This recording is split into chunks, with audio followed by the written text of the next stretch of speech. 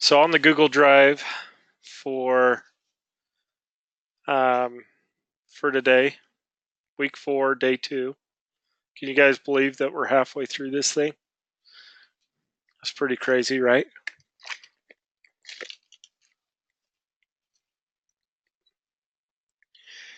If you guys come into the folder, there's this link.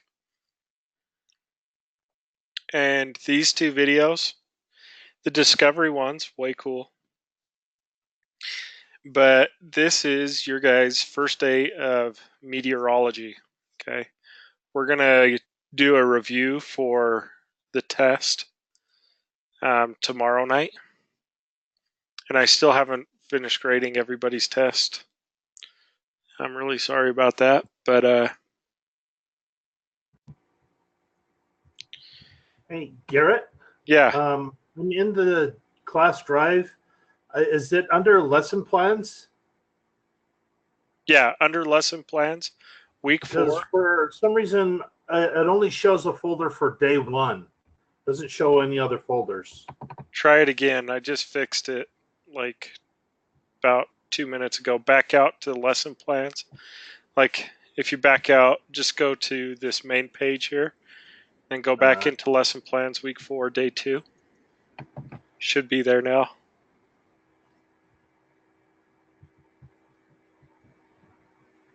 You get it?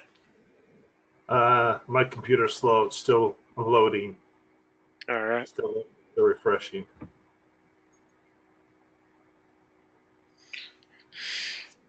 But these videos, they go over like the different parts of the atmosphere and basically how it all comes together, how it all works, you know? And it's super cool.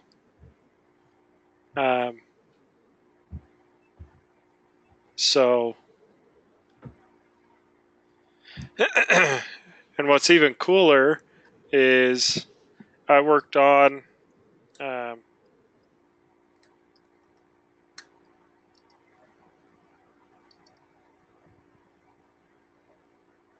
this Global Hawk.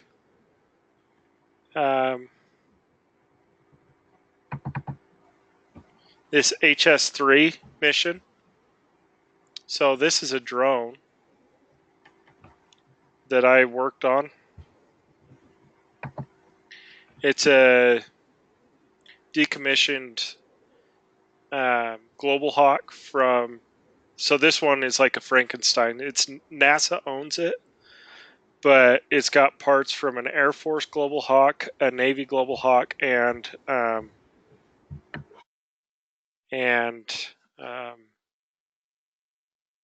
Air Force, Navy. What's the other one? Anyways, so we had to figure out how to make it all work together. But anyways, this Global Hawk has these little pods on the back end here, and they fly this thing through hurricanes. And have you guys seen the movie? What is it called? Twister with what's his name?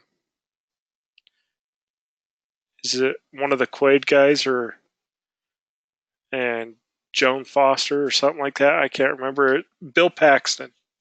That's who it was. Bill Paxton and I can't remember.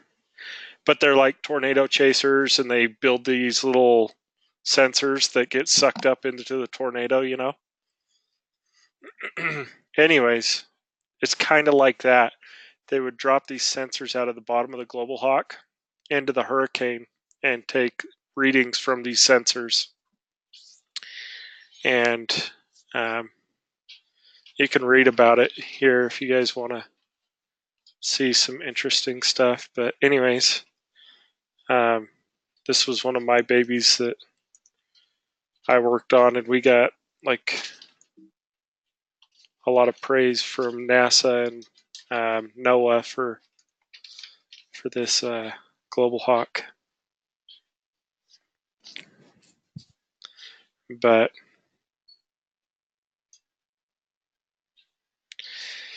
anyways, they're just trying to figure out how to predict hurricanes and stuff like that. So really cool stuff. Today's material is gonna be a little dry, but hopefully exciting at the same time. And then once we're done with that, we will do a review for the test.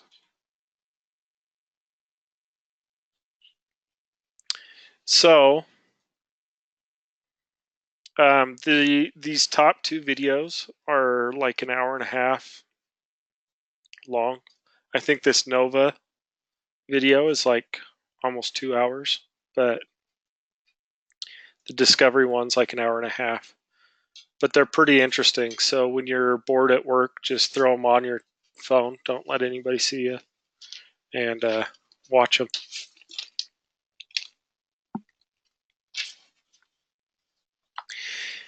But I don't know if you guys know this. As a dispatcher, you're basically a freaking weatherman when you start doing the job. There were times where you predict things happening with the weather long before even the news guys see it coming, you know. So, Brandon, about the ADX, listening to the questions.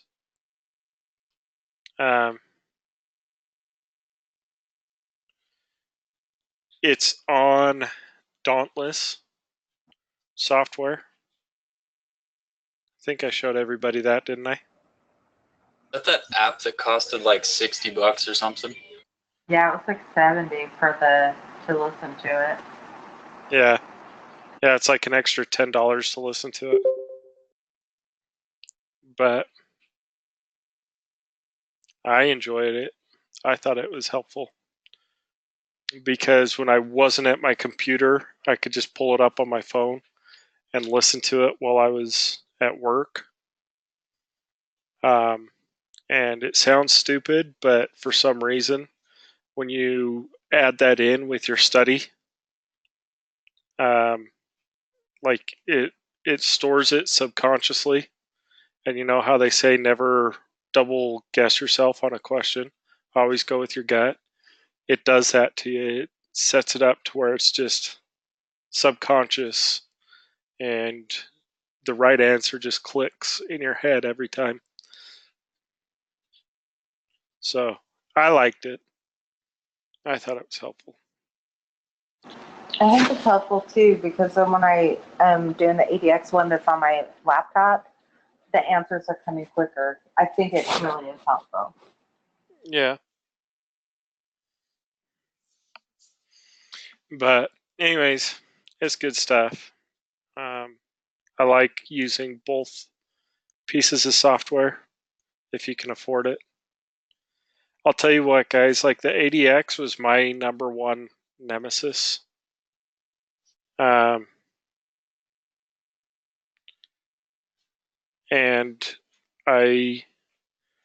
it's kind of like with your kids, you want them to not make the same mistake you did. Don't put it off. That's my number one regret with dispatching, was that I put that off. And it bites you in the butt every time. Every student that puts it off, it just becomes, the molehill becomes a freaking mountain, you know? So don't put it off. Learn from me. And, you mean don't put off taking the test or don't put off the studying? Which one do you mean? Both. Both, I know, but for reals, which are you referring to? Don't put off the test. Okay. Because the test is, I mean, it goes hand in hand, but yeah, don't put off that test because it just delays everything. When you could be, like right now, if you get in with SkyWest, in 6 months, I went from number 95 on the seniority list to I want to say I was number 67 when I left. and I got the shift that I wanted in 6 months. Adam, it took him like 2 years to start getting shifts that he wanted, you know. So right now it's like perfect time to get in to dispatch, because you'll start building seniority really fast. They're in super high demand right now, and you'll love it. Speaking of which, SkyWest is hiring. I want everybody in here that thinks that they'll have the ADX and practical done at the end of class within a week of the class ending.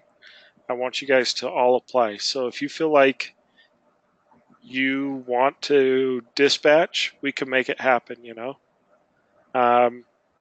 But you'll get an interview with SkyWest, and they're a super awesome company to work for. So, Hey, Garrett, just yeah. may not be an appropriate question, but I noticed on that email that Adam sent out that there were a lot of people not in our class included on it. Mm-hmm. So I guess that just kind of, are we kind of competing against a pool of people from other classes out there as well, or? Yeah, I mean, SkyWest hires dispatchers from all over the country. And, you know, just depending on how many people they need, they're gonna uh, hire accordingly. So, just for an example, like the last 3 hire groups that they've done, 50% of the employees that they hired came from our school. So that's pretty killer. Knowing that there's like 6 major schools across the country, and 50% of SkyWest, which is the #1 regional airline in the country, 50% of their new hires were from the Aircraft Dispatch Academy. That's pretty amazing odds for you guys, you know? I guess unfortunately I'm married to an accountant, so he looks at the other odds and says, well, okay, how many from the Dispatch Academy did apply at SkyWest and are, did not get hired or are still waiting? So I will tell you this right now. There are other students from our previous classes that are applying. okay. That doesn't mean that they're going to be the ones that are picked up first. Does that make sense? Yeah. What it means is, you know, right now, like from my last class, out of the 10 students, 8 of them passed the practical and the ADX. Okay. Of that, SkyWest was supposed to hire 20 people last hiring group. They only hired 6 people. 4 of them came from our class.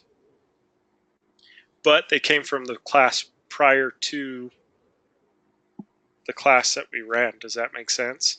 It's not a matter of if you'll get a job with SkyWest, it's when you'll get a job with SkyWest. Does that make sense? But that being said, 2 of the people that were in my last class got hired on with other regional airlines, right? So don't set your sights. Like, I know some people are looking at staying in St. George. That's their #1 goal. But if you're capable of moving outside of St. George, don't limit yourself to just SkyWest. Mesa's always hiring. Frontier hires.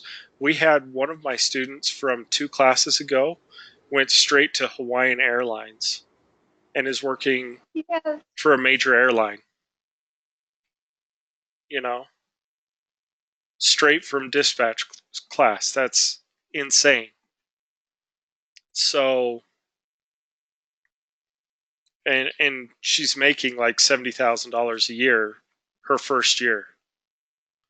So, you know, if you're able to, broaden your horizon there and go with the first one that'll pick you up, because the experience you gain will be invaluable. And don't get discouraged. I know a lot of people, if you're committed to SkyWest, I've talked to several dispatchers that applied 2 or 3 times before they got hired, and now they're there and they love it. And so don't get all bummed out if you apply the first time and it doesn't go through, because quite a bit of the department actually had to apply a few times. Yeah, I mean, the average student applies twice, but that's okay because they hire once a quarter right now. They've been hiring consistently once a quarter, and they need to continue to hire once a quarter because SkyWest in the next year is almost doubling the amount of flights that they do. Like, we're planning on going from 2,200 flights a day. We're planning on going to like 3,500 by the end of next year, I want to say. So, The end of 2019. yeah, or the beginning of 2020, I want to say it's right there. They're planning on going up to 3,500 flights a day, which is insane growth. And with the current dispatch load, when I started, we averaged 55 flights on our desk a day. When I left in, what was that, 8 months, we were down to averaging about 42 to 45 flights a day. Okay, so they're building up the dispatch pool because they're adding more flights. We went from 80 dispatchers to 104 dispatchers, and it only dropped the amount of flights per desk, 13 flights per desk. But they're also adding a whole lot of city pairs right now and just building the number of total flights per day. So they're gearing up for what they want to be at, and then it'll be an easier transition into that. Does that make sense? Yeah. They have to have employees in order to run the number of flights that they want to be running. They have to have more employees to run that amount of flights legally. So like Trevin said, I mean, Trevin works with us. Oh, Brandon, it's the Dauntless ATP. So it says look up Dauntless ATP software on your iPhone or whatever you have, and it's preparing. It'll say something for like professional pilots or something like that. It's the same test software that the airline transportation pilots take and use. So it's just in there. But anyways, what I'm saying is a lot of my students have had to apply twice, or averaging about twice. But the ones that apply twice tend to get on 100% of the time. Like the students that want it and apply more than just once get it. It's not a matter of if, it's a matter of when. So just stay fresh on the stuff that we come up with, or that we teach you. And then when you guys go into the interview, you guys will be ready to knock it out of the park. And I had 3 students from the very first class that I taught get jobs before students from the previous class. Does that make sense? So they got the job and they were in the current class versus the class that was prior. Is that accurate? Right. And it was because they had, a good resume, they interviewed well, versus some of the students are a little more shaky on the interview. The more fresh you are on the material, the better you interview, the more prepared you are. So sometimes there's an advantage. That being said, everybody from 3 classes ago, no, my January class, so 2 classes ago, I want to say every single one of them have now been hired onto an airline if they've applied. Okay, so that's the thing, is if they apply, they get hired. So don't let it Why would discourage somebody you. go through this and not apply? Some people, like Trevin said, they get discouraged on the first one and they have their heart set on only working for SkyWest, and they'll apply the first time, but then the second time they don't apply for some reason. I don't know why, but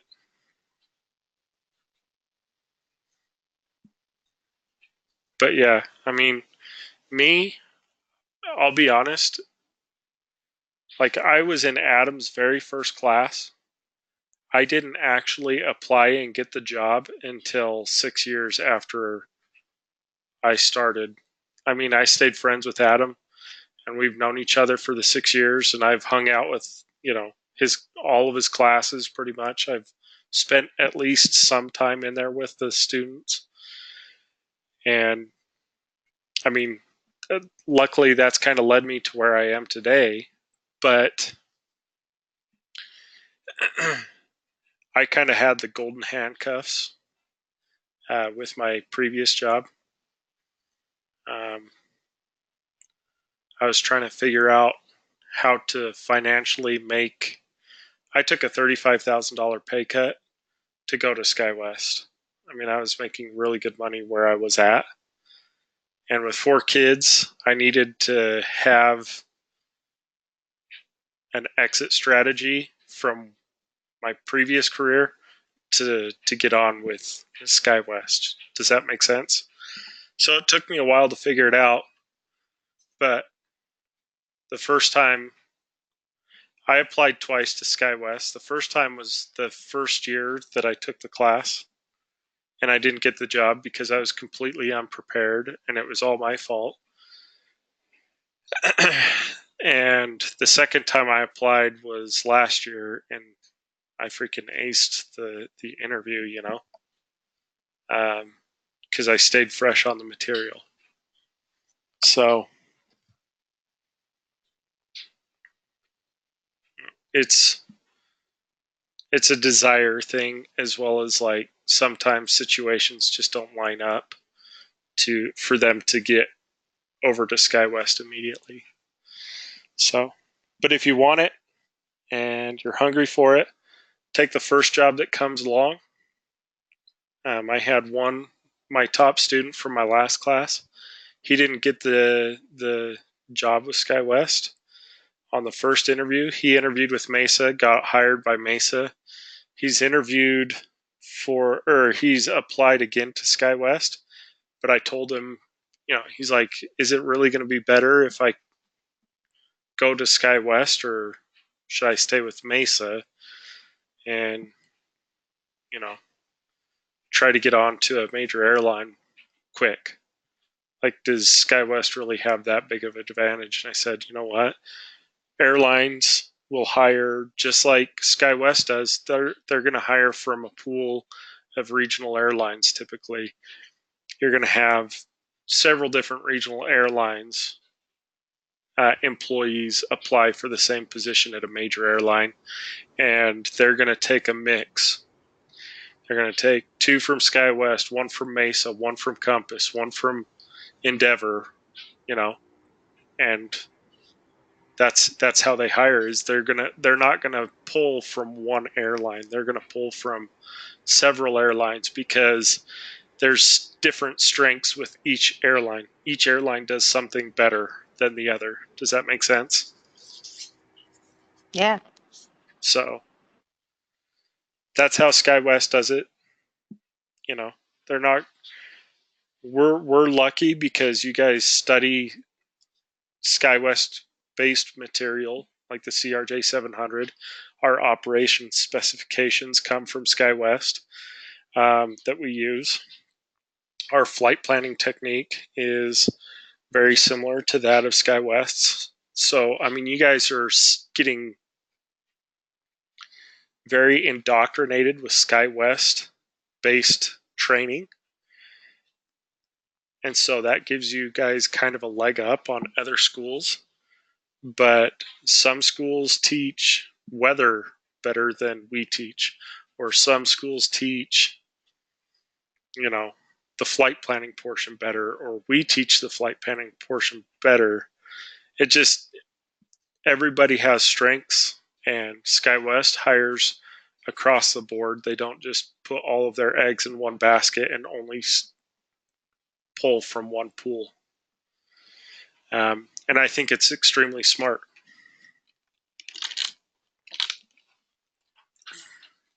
Because if you have somebody that has a bad habit, like if a school has got a bad habit of not teaching something very well, all of your employees have that same habit, and it's really hard to pull them out of that rut. Whereas if you get that nice even pool, makes it easier.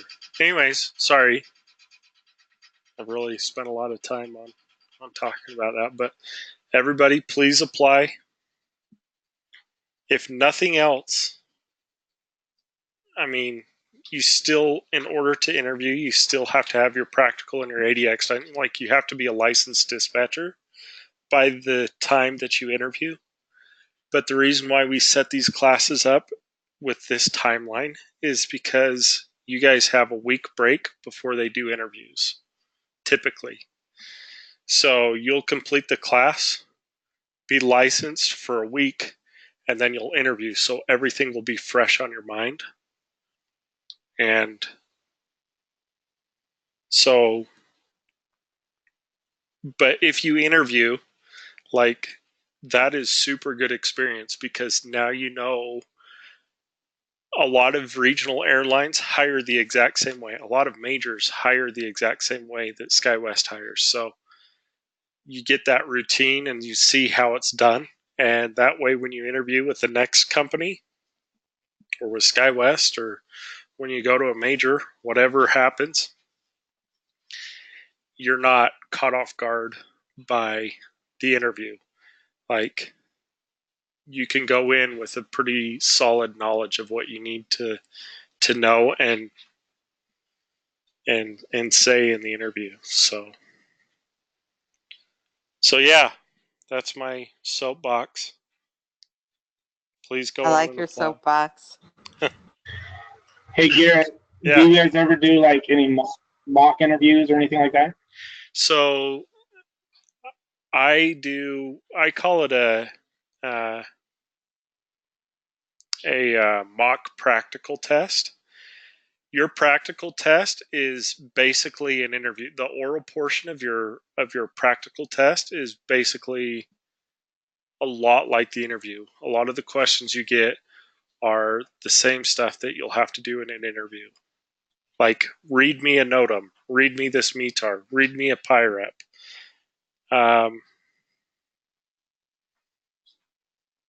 And we go over interview questions. We do like an interview prep course one night where we'll just spend like an hour or two talking about how the interview goes. So we'll do that when we get closer to interviews. But yeah, we definitely try to prepare you guys the best we can going into the interview. Cool. Short of like sitting you down in front of a board and asking you the questions. So anyways, so I posted a link in the chat box for this Climates of the Earth video on YouTube. I want to start off this class with this video to kind of wet your whistle with weather. It's only 5.5 minutes long, so everybody watch that. We'll jump back on here at 6:12 actually 6:13, and we'll talk about it. Okay.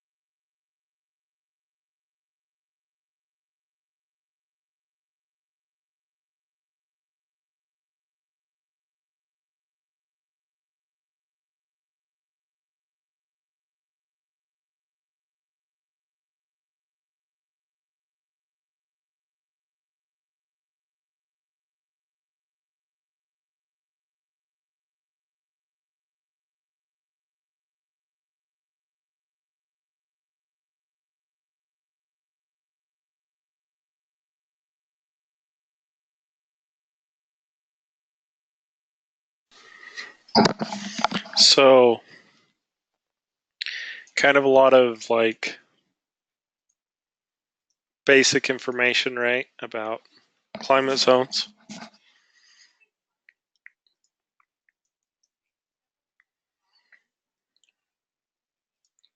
We learned 4 seasons, 3 seasons, 2 seasons. Yeah. It seemed like there's mostly 2 seasons in most parts of the year. Yeah, that video's kind of says that, but like Utah is kind of its own animal. We kind of have a mix of 3 of the climate zones. So it's hard to see that in Utah, but you can't really generalize Utah. Utah, it's like Utah climate. And that's it. But anyways, so let's talk about like how you guys learned about climates and the different climate zones. Let's talk about how that relates to like atmosphere and things like that. Why are these climates the way they are? So this is a advisory circular about weather. So there's a lot of really good information in this. We're going to kind of like go through it semi quickly. There's a lot of information here, but it's really good information. So non-rotating Earth circulation system. So this basically describes how, like weather patterns form, right? So one thing that you guys need to remember is that all weather is caused by the uneven heating of the Earth's surface. Like that's basically a test question. Is all weather is caused by the uneven heating of the Earth's surface, and that creates these circulation systems. Okay. As you can see, let's see here. This represents the tropopause. Okay, so the troposphere. So the troposphere, or the atmosphere. This is the atmosphere generalization, but all weather is found in the troposphere. Okay, so what happens is the air near the equator, since that's the closest to the sun, is heated, and what happens to hot air is it rises, correct? So hot air is always trying to overtake or go over cold air. So what happens is this hot air will begin circulating towards the polar ice caps, okay? So as it moves further north or south in latitude, what happens is it begins to cool. As it cools, it descends and rotates back, and starts building that hotter air, hot, drier air, and then it'll start to rise again. So we get this circulation.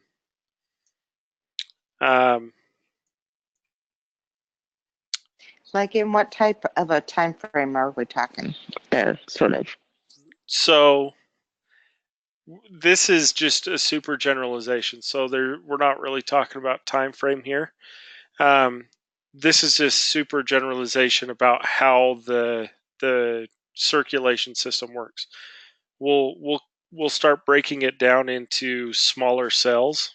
Okay, actually, in this next part, if it were to go all the way up to the poles, which it does, but it doesn't. You've got multiple cells in here. So it actually, you get these circulation patterns.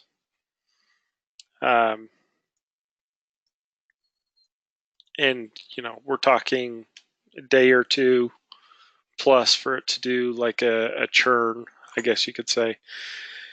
So the Hadley cell, it's low altitude air movement towards the equator that with heating rises vertically and is with poleward movement in the upper atmosphere. So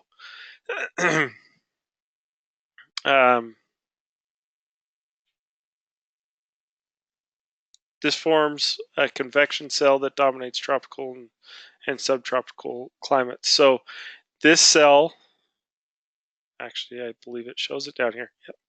Okay, so this is the Hadley cell right here. This number 1, that's our Hadley cell. Okay, so number 2, that's our Farrell cell, a mid-latitude mean atmosphere circulation cell for weather named by William Farrell in the 19th century. In this cell, air flows poleward and eastward near the surface, and the equatorward and westward at higher levels.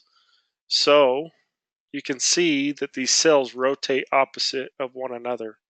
Okay, so the Hadley cell is rotating, and a lot of this, don't worry about, like if it's a test question, I'll tell you guys, so don't worry too much about retaining all of this. This is more information for you guys. But the Hadley cell is rotating towards the pole as it heats up, or I'm sorry, towards the equator as it heats up, and then as it hits the equator, it rotates upwards. We call this convection. It rotates upwards, and then as it supercools, it moves towards the poles, and as it continues to cool, it will descend, like I said before, rotating in this kind of clockwise direction. Whereas the Farrell cell is opposite of that. Okay, the Farrell cell warms as it moves towards the pole, cools, and then comes back around. So it's moving in a counterclockwise direction, basically. But then we have the polar cell that rotates in the clockwise direction. So air rises, diverges, then travels towards the poles. Once over the poles, the air sinks, forming polar highs. At the surface, air diverges outwards from the polar highs. Surface winds at the polar cell are easterly. So that's the other thing, is these cells rotate. The Hadley cell is rotating eastwardly. The Farrell cell is westerly. Farrell cell is rotating easterly. And then the polar cell is a westerly as well. So as it cools, it moves from the east to the west and then rotates at higher altitudes and goes from the west to the east. So it's like this giant washing machine of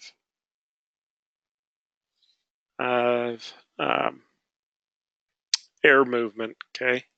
And each one is rotating opposite of the next.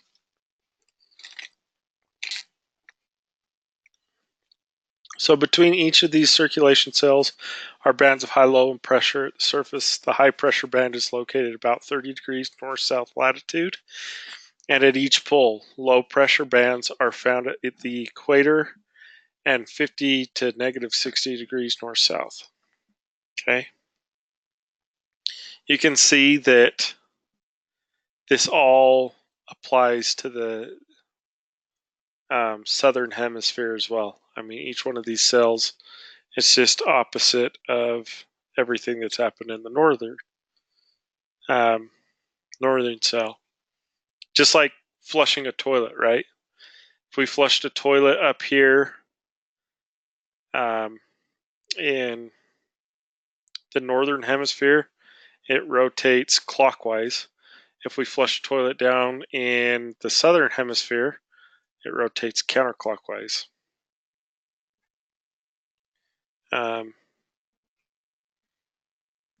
Same thing's happening with the air. It rotates opposite of the northern hemisphere.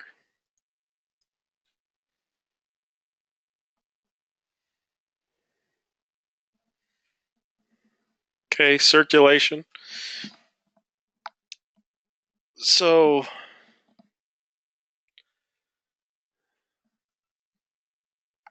you have in these different zones, you have different types of winds. So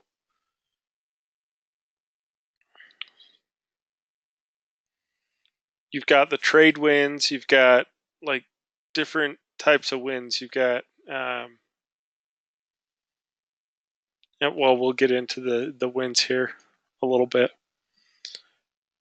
but each one is associated with a different section of the hemisphere. Each one of these cells has a different type of wind associated with it. Does anybody know what the trade winds are by chance?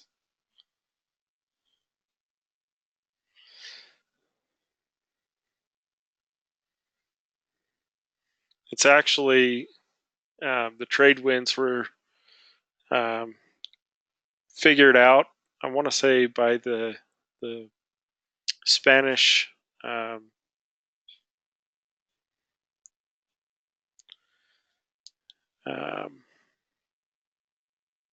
naval fleet. I don't know what you say, but they found out that the winds, if they sailed out, so Spain's somewhere like right here, Spain and Portugal, they found that if they sailed, so you can see these winds are churning this way, right? So if they followed those winds out of this cell and came down here, you can see that these winds are rotating opposite. They'd get into the trade winds here, and it actually sped up their trip to America. And they called it the trade winds because that was their trade route. Then when there's the four of them, there's four different ones. Yeah, and we're going to get into them a little later. We'll see them here.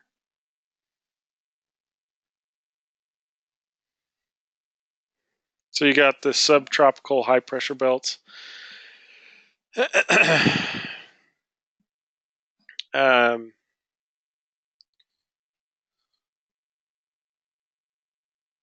So if the surface under the subtropical high pressure belts were all water of uniform temperature, the high pressure belts would be continuous highs around the globe. So we know that that's not true. So the belts would be areas of descending or subsiding air and would be characterized by strong temperature inversions and very little precipitation. However, land surfaces at the latitudes of high pressure belts are generally warmer throughout the year than are water surfaces. Thus, the high pressure belts are broken into semi-permanent high pressure areas over the oceans with troughs or lows over continents, as shown in this figure down here. The subtropical highs shift southward during the northern hemisphere winter and northward during the summer. The seasonal shift and the height and strength of the inversion and terrain features determine the weather in the subtropical belts. So it's talking about down here. These high pressures are semi-permanent, right? So these high pressures like to stay over water, and they move downwards and clockwise to the right. Okay, and like think of these high pressures as like mountains, right? Really high. Everything's descending, all the air is descending from this high peak, rotating clockwise around it. Okay. These high pressures, like it said, are semi-permanent. You notice here too, here's the equator, okay, somewhere in there. These high pressures rotate opposite of the northern hemisphere, okay, so they're rotating counterclockwise in the southern hemisphere. You notice that the low pressures like to tend to stay over the land a little bit more, okay, and I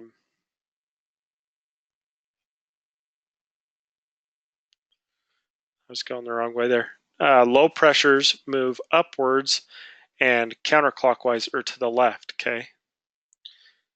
So these low pressures tend to stay over land and rotate up, okay?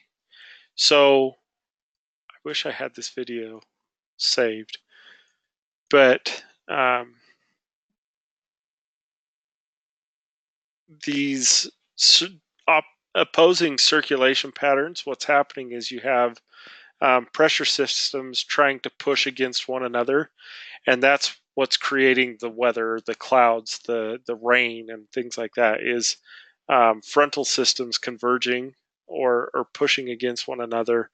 One's trying to overtake the other, and that's causing rising action and precipitation to form. Is that convection that builds? Okay.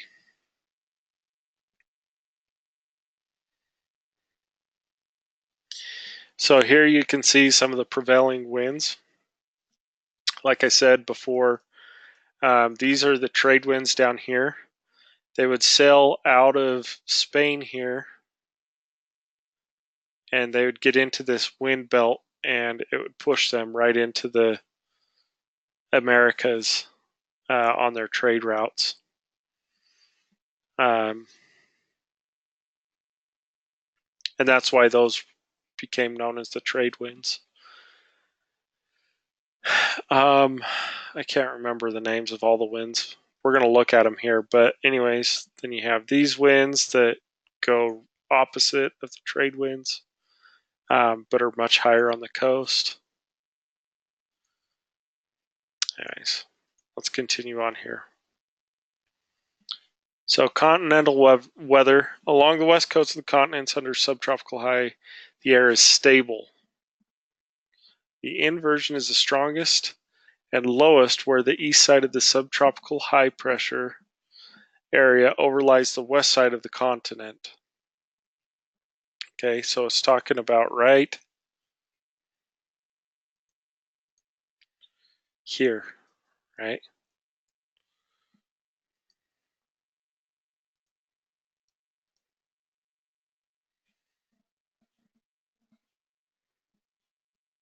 Moisture is trapped under the inversion. Fog and low stratus occur frequently.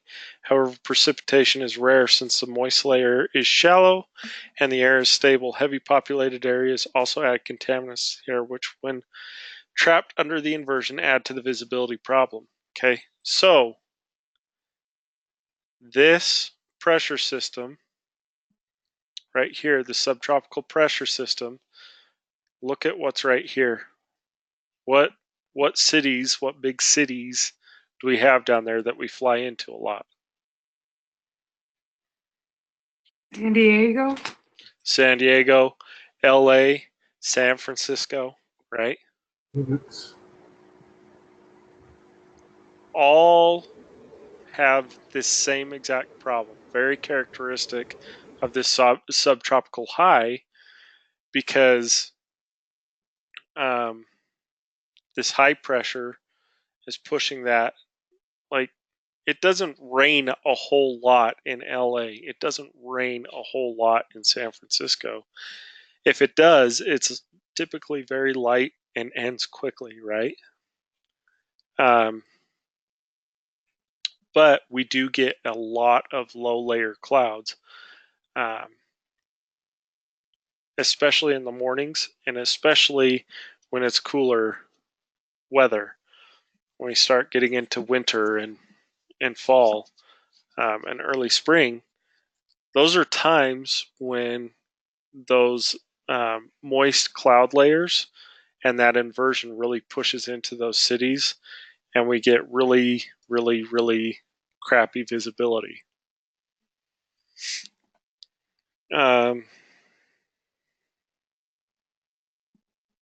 So like it says here,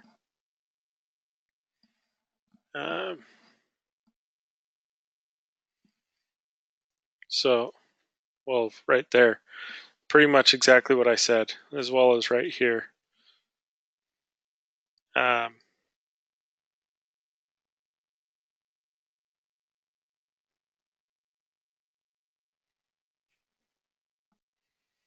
So San Francisco, boom, right there. Okay. When the polar moves into LA, when we get the polar cell, which is right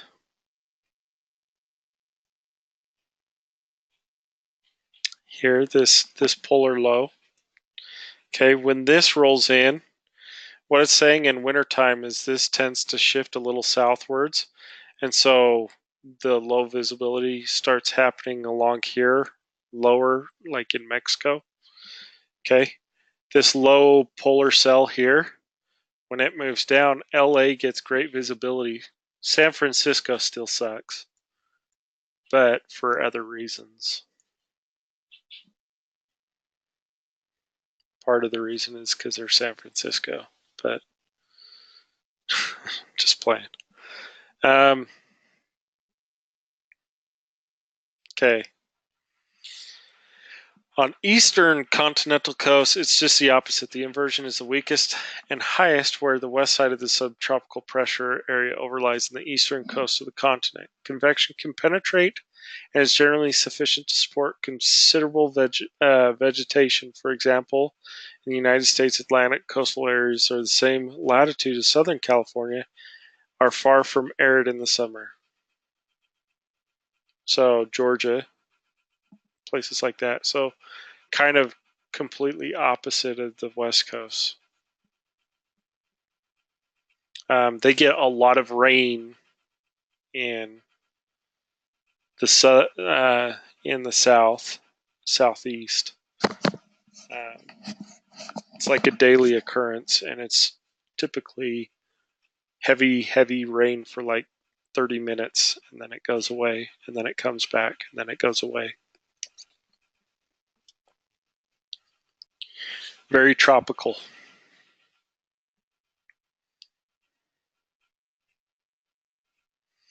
So this is something that you guys need to pay attention for practical dispatch applications. So low ceiling and fog are often prevent landing at a West Coast destination, but a suitable alternate is generally available a few miles inland.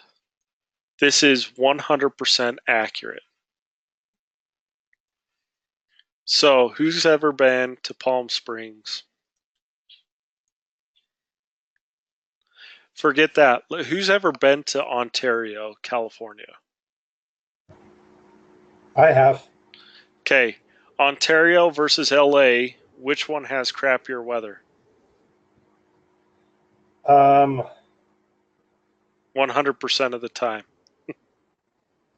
Well, I don't know, because really LA, just like 4 or 5 miles in off the coast, becomes a lot more like Ontario, which is a lot more like Utah, really, just kind of dry and warm all the time.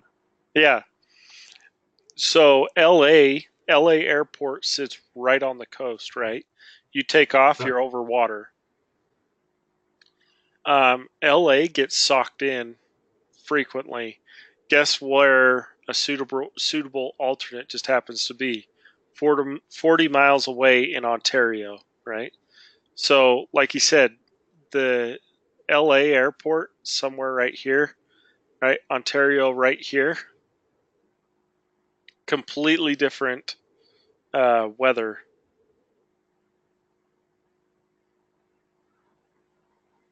About 10 years ago, I was on a SkyWest flight down to LAX, but we were actually diverted to Burbank.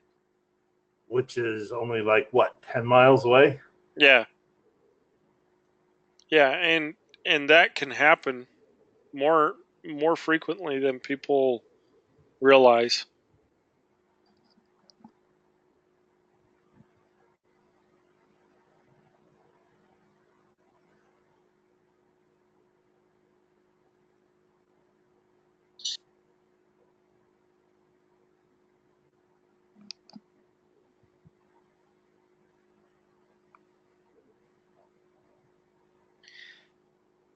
Yeah, it's just crazy because like even Palm Springs, you'll have quarter-mile visibility in LA.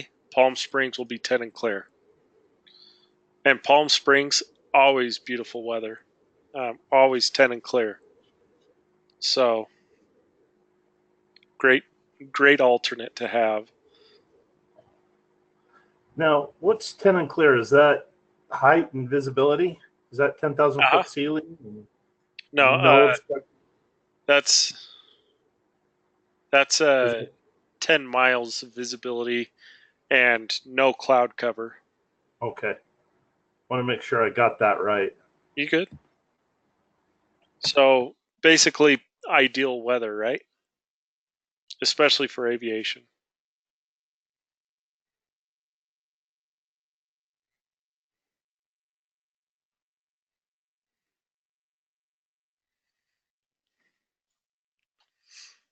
Um,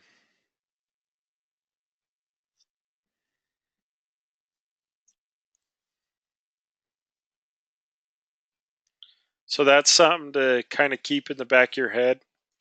So that polar high is really screwing things up. Or I'm sorry, that tropic high, subtropic high is really tends to cause common coastal fog, low visibility, but just a couple miles inland, we can find really great alternate airports due to the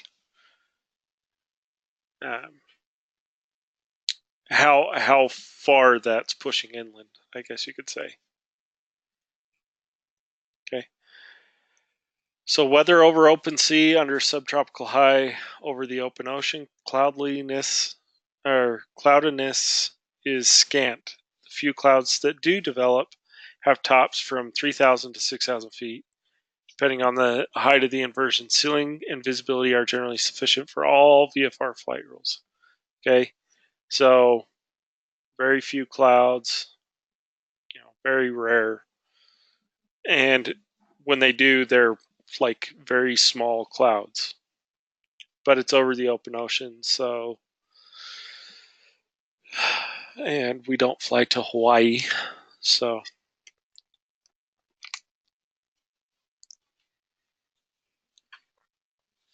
doesn't really pertain to us. Island weather. An island under subtropical high receives very little rainfall because of persistent temperature inversion. Surface heating over some larger islands causes light convection showers. Cloud tops are only slightly higher than over open water. Temperatures are mild, showing small seasonal and diurnal changes. A good example is the pleasant, balmy climate of Bermuda. Okay. So trade wind belts,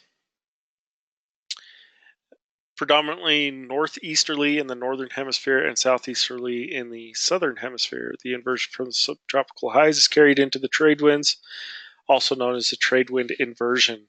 Okay. What do we see in the trade winds a lot? Rain.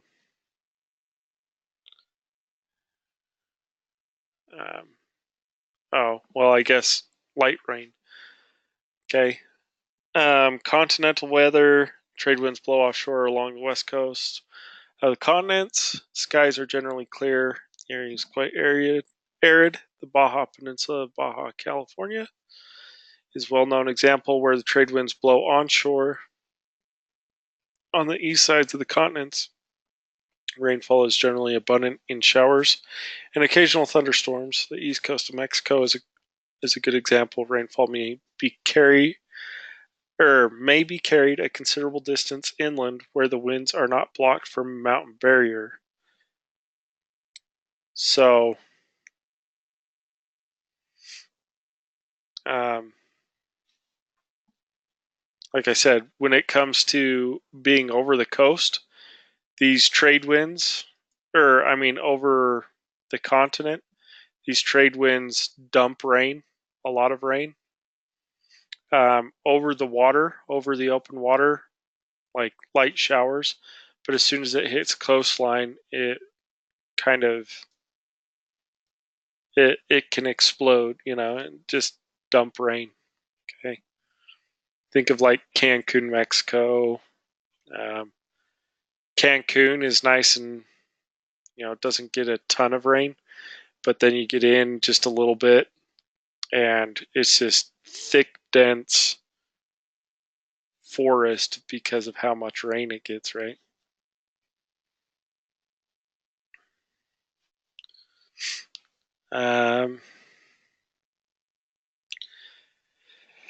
So island weather, mountainous highlands have the most dramatic effects on trade winds weather, since trade winds are consistently from approximately the same direction, they always strike the same side of the island, also known as the windward side, right? The opposite side is the leeward. So getting some nautical terms here. Typically with these trade winds down here in the coast near the equator, typically the east side of the island is going to be your windward side. The west side is going to be your leeward side, okay?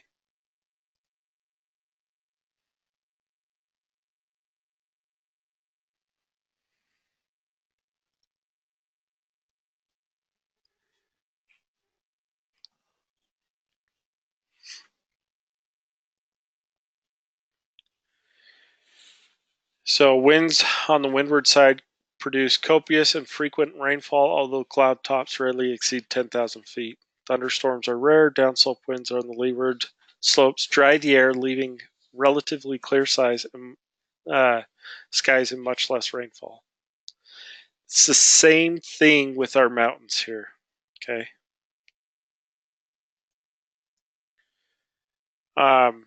We got the windward side of the mountains, typically. So what happens is as the air, so we've got this beautiful little mountain here. Pretend this is the windward side, right? So as the wind comes up, we've got this moist, dense air rising rapidly.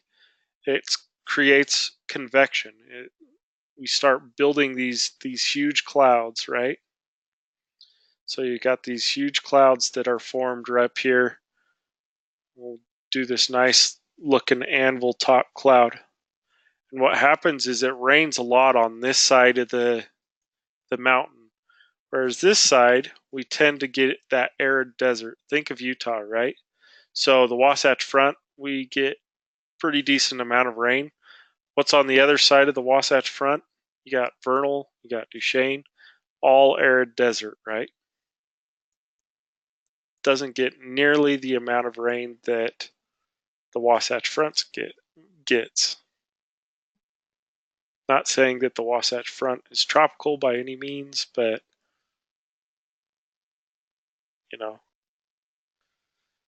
we can grow decent grass versus Vernal and Duchesne.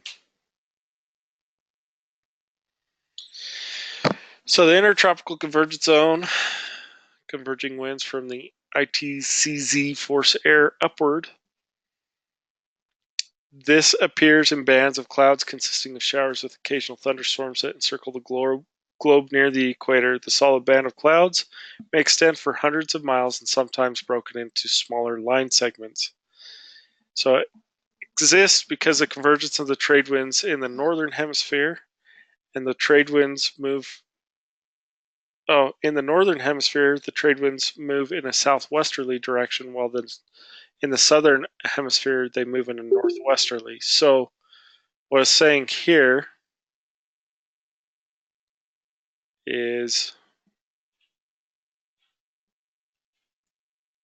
like I said before, you have these different pressure systems that are converging, right? And what happens is we form a line of clouds along those areas of convergence, and typically extremely like active thunderstorms. Okay. So monsoons,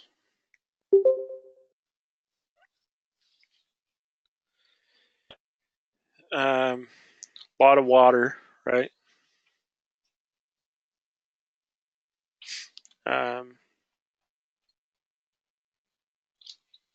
One second, guys. Are you guys ready for a dinner break? Yeah. All right. Well, why don't we take like a 30-minute dinner break? Get back on at 7:20. Sound good? Sounds good. All right. Winter monsoons.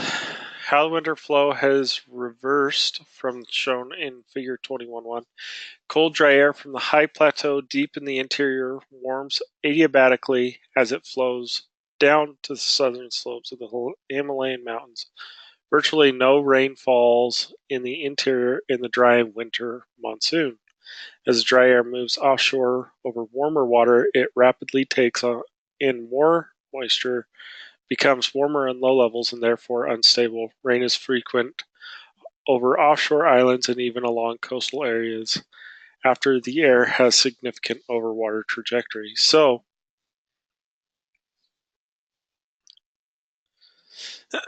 this is talking about over Asia, right? So, in the summer monsoon, it's picking up a lot of water and it's coming up into the coastal or into the mountainous area and just dumping, right? But during the winter, this shifts, and rather it kind of goes opposite. Rather than bringing the water from the ocean into the continent, it's pushing. It basically reverses out and goes the other way. So rather than this area getting heavy rains, it's more like this area gets the heavy rains. Okay, during the winter monsoon season.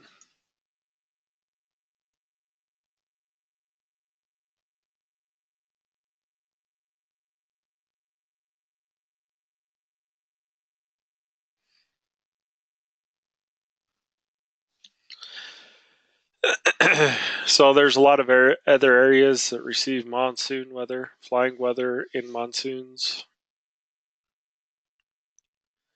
So over dry regions, monsoon weather is good, but in the wet seasons, monsoons are bad, right? Lower visibility, clouds tend to suck to the ground and dump a lot of rain. So pretty logical thinking there.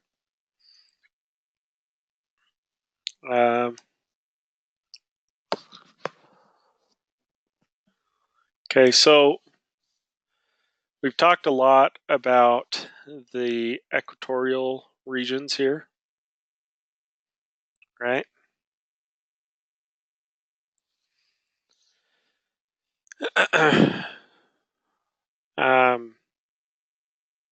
But let's talk about some of these polar or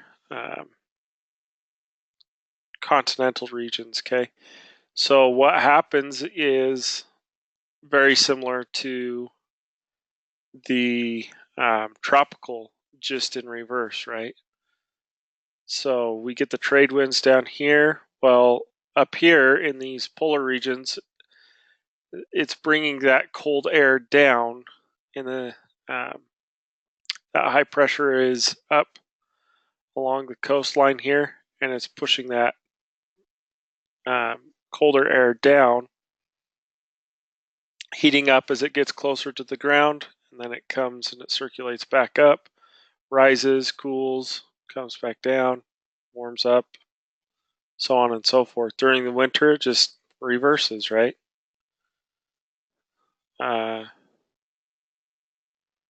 Let's see.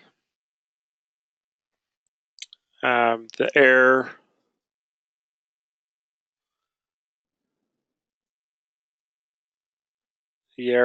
shifts. It goes from a high to a low pressure system.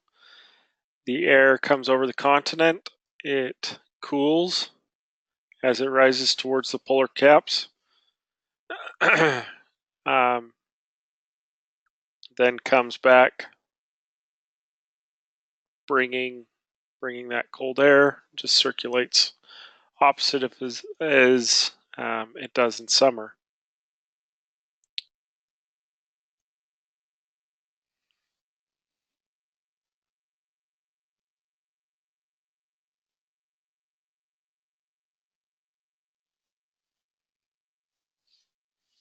So shear lines.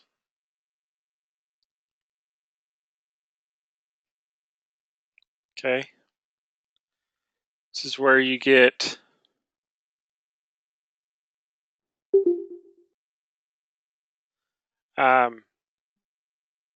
so it's results when a semi-permanent high splits into two cells, introducing a trough. Okay, a trough is just an area of elongated low pressure. Okay, so you've got these two pressure or high pressure cells. In this trough is a low pressure. So you remember how I said the high pressure is kind of like a or it rotates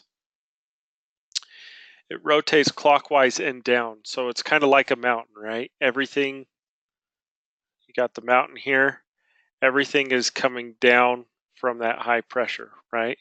But it's spinning in a clockwise rotation. Okay. So you've got these, basically what you see here is you've got these two mountain peaks, and it creates this trough. Think of a trough as like a horse trough, you know? It's like a barrel cut in half, and it's low to hold the food. It's not bubbled up like that. It's holding the food, right? So a trough is just that area of elongated low pressure. So these shear lines and zones are zones of convergence, creating forced upward motion. Consequently, considerable thunderstorms and rain showers activity occurs along the shear line. Okay. This is something that we see a lot, right? And it's crazy when you look at the radar images and you can see the frontal systems. We'll see. It's kind of cool to see because you see these low pressures move in, or cold fronts. They're coming in, right? And then you'll see the cold front split, and you'll see this trough here form, and then all of a sudden you have just crazy thunderstorms on this side, on this eastern side of the trough. Okay.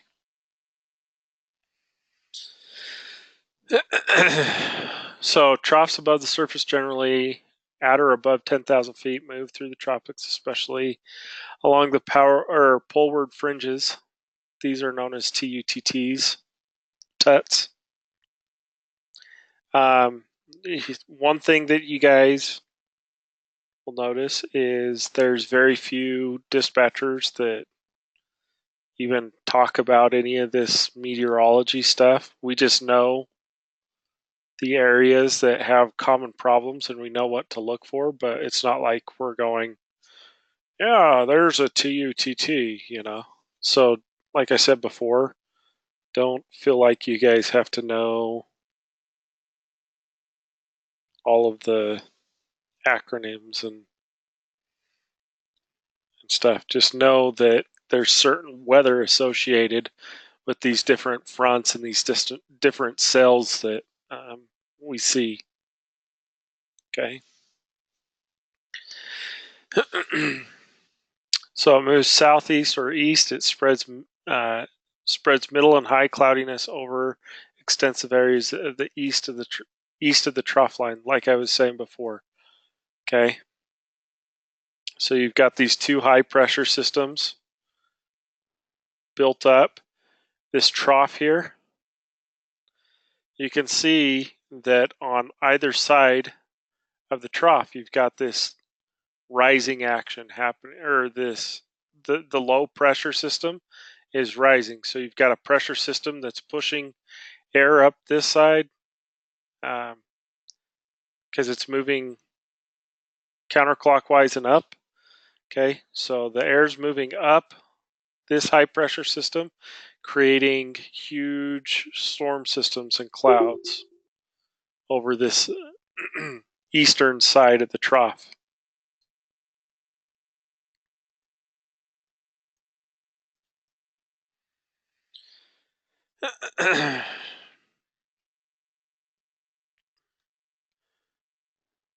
So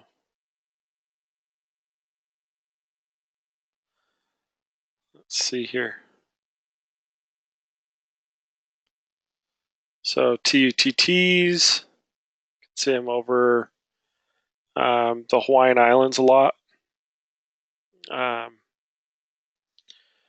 Often produce a copious amount of rain, 300 plus inches of annual rainfall over the high terrain of Maui and the Big Island of Hawaii.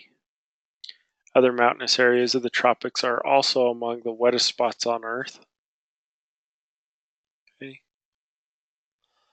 Tropical waves, also called easterly waves, common tropical weather disturbances normally occurring in the trade wind belt. Okay. I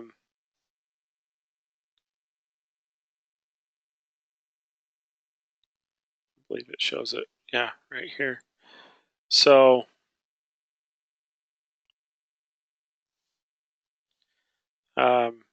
you can see these tropical waves. They travel from east to west along the southern fringes of the highs, and the prevailing easterly circulation of the tropics. Surface winds advance in advance of the wave are somewhat more northerly than the usual trade wind direction, as also shown in Figure 21-5. As the wave approaches, pressure falls as it passes the surface winds. The typical wave is preceded by good weather, but followed by extensive cloudiness, and often by rain and thunderstorms.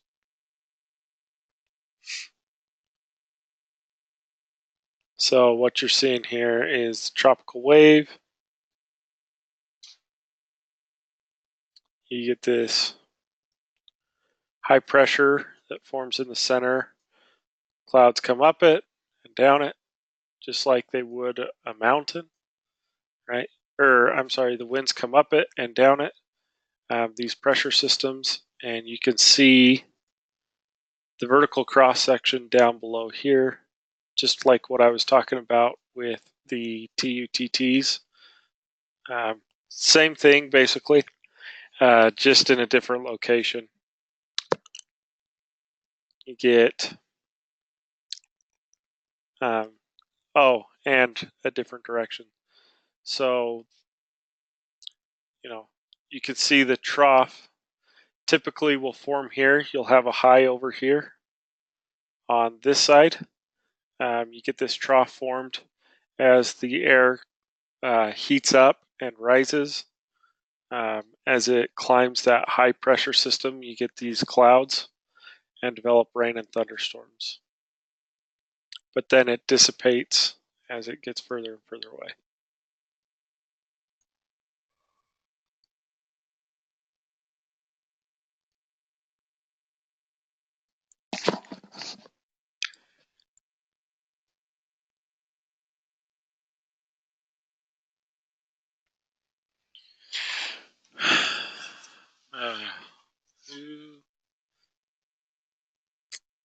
West Africa disturbance line. Yeah, so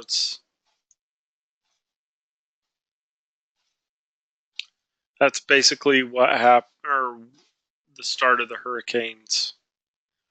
What happens is, let me back up here.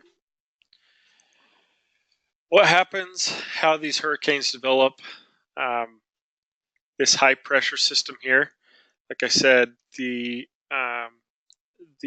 winds are rotating in a clockwise and descending, so down and clockwise, down and to the right. So what happens is these winds move over the Sahara Desert here. So you got these really hot, dry air, and as it hits this coastline here, the African coastline, all of a sudden that hot air becomes extremely moist, and that high pressure system there just kind of circulates the air really quick. You can see that there's a low pressure system here that is rotating opposite of that, so it just kind of gets this tight rotation down here in the trade winds, and that pushes, and as soon as it hits, and it continues to build as it crosses the ocean here, as soon as it hits coastline, then we see it really amplify up, right? Because the mountains on these islands force that air to rise even faster in an upward direction. So it basically tightens the spiral of the storm system and pushes it up into the continental U.S.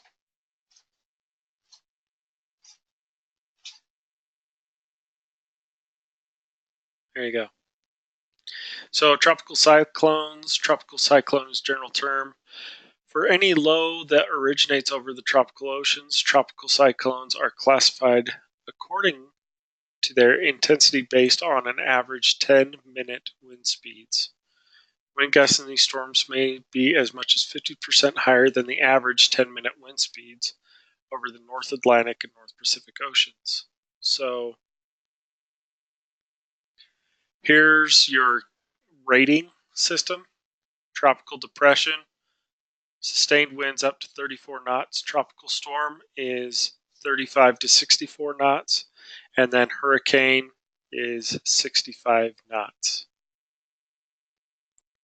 Everybody's seen what a hurricane can do, especially after this last year down in Houston and Puerto Rico, all over.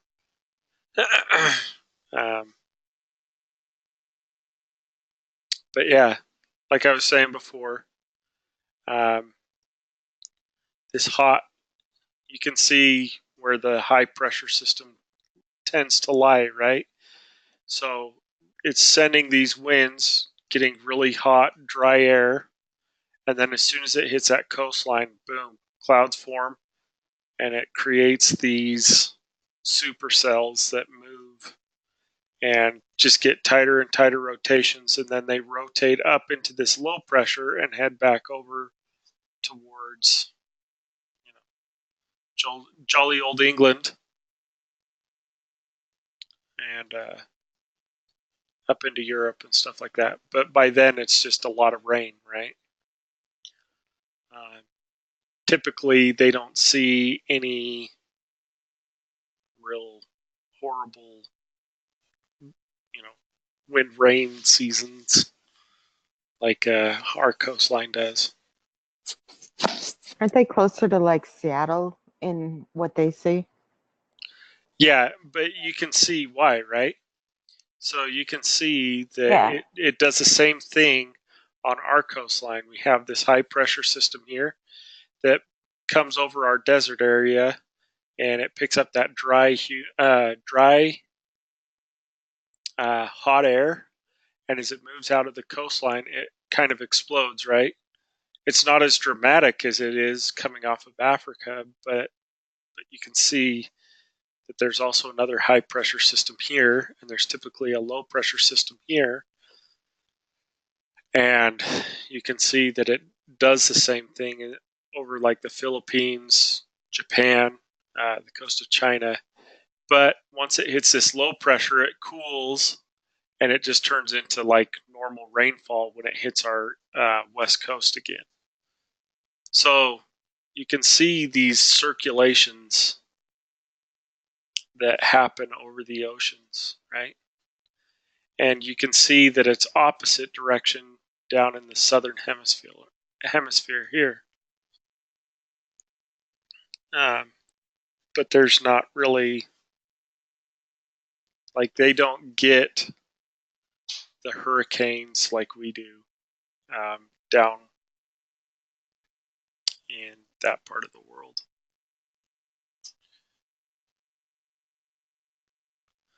So movement, tropical cyclones in the northern hemisphere usually move in a direction between west and northwest, while in low latitudes, as these storms move towards the mid latitudes, they come under the influence of prevailing westerlies, and at this time, the storms are under the influence of two wind systems: the trade winds at the low levels and the prevailing westerlies aloft. So going back to like this very first page up here, or right here, you can see a lot of our hurricanes happen in the tropical zone right here, right? Well, these winds right here we call the prevailing westerlies. These winds we call the trade winds. So what's happening is as it circulates up, it's forcing it to the west. It's catching those westerlies, and it's kind of kills the storm. And it's kind of cool to see that here. I mean, this is thousands of or hundreds of storms that are tracked, that have been tracked, right? But you can kind of see how everything stays. All those hurricanes tend to stay in this region. As soon as they catch those prevailing westerlies, it just kind of kills the storm system. This being kind of the exception to the rule, but for different reasons, right? But a lot of our hurricane systems, as soon as they hit those prevailing westerlies, it starts to dissipate the storm systems and push them back out over the ocean.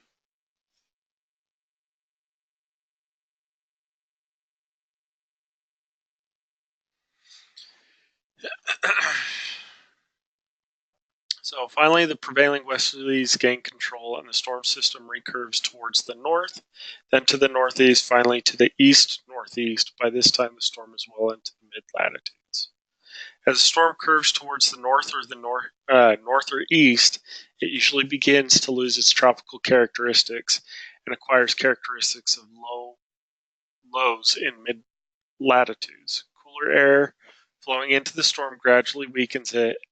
If the storm tracks along the coastline or over the open seas, it gives up slowly, carrying its fury to areas far removed from the tropics. However, if the storm moves well inland, it loses moisture source and weakens from starvation and increased surface friction. So,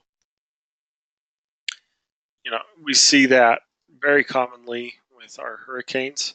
They'll impact, so they pick up speed here and intensity in over Puerto Rico, the Dominican Republic. They really start to get intense, but as soon as they hit Florida and move up the coast, they just die. They'll hit the coast of Florida. They may be a Category 5 initially, but within hours they turn into a Category 4. And then as it continues to move northwards, it Category 3, 2, and then it becomes a tropical storm all of a sudden. And that's due to the lack of moisture over the continent, right? It's no longer picking up all that moist air from the ocean, so it starves itself.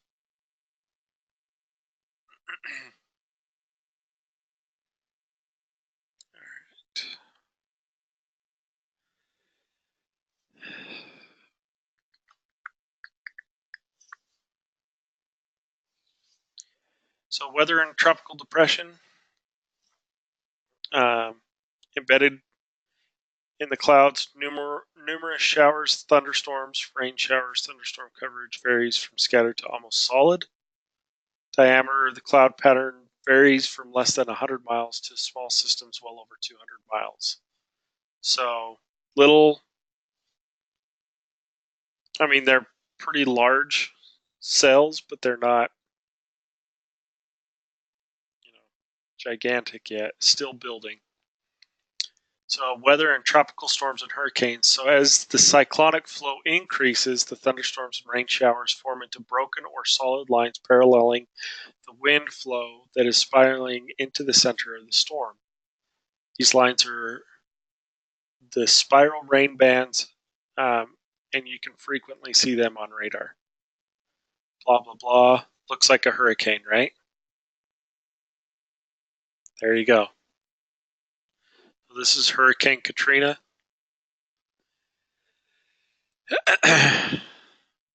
I lived right chair. Luckily, after Hurricane Katrina had hit, but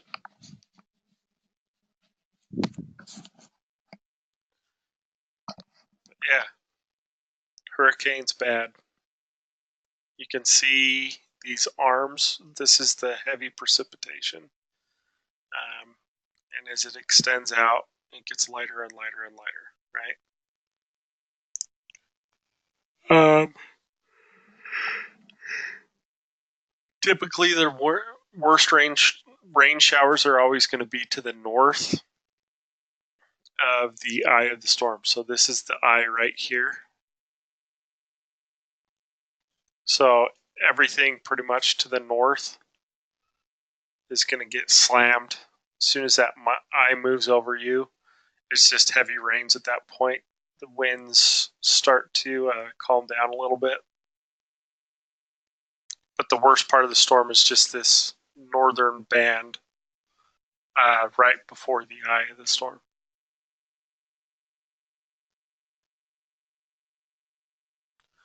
That's what it looks like on visible radar. Kind of crazy.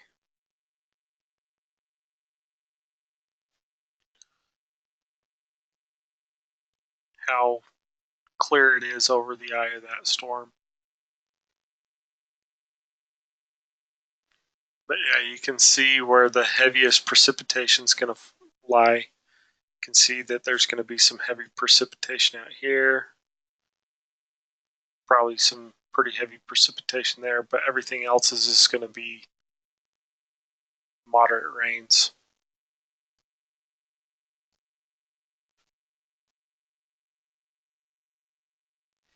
Here's how you categorize hurricanes. It's all by speed. So anything over 157 miles per hour or 137 knots, that's Category 5, 130 to 156. This also tells you how much destruction they expect to happen in those wind speeds. I like how they always compare it to mobile homes, because in the South, that's what you live in. It's like mobile home central.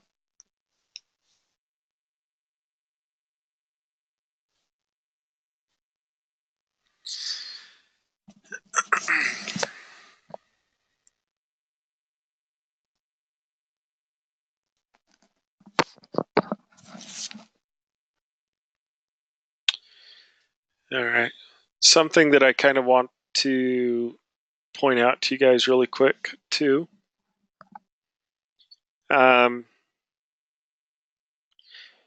So just looking at this picture really quick, it looks like everything's like nice and even.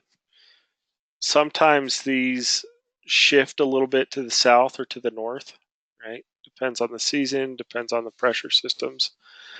But what is constant about it is between these two cells, the Hadley and the Farrell, and the Farrell and the polar, you have jet streams. What's a jet stream? Does anybody know? I'm sure everybody's heard the term.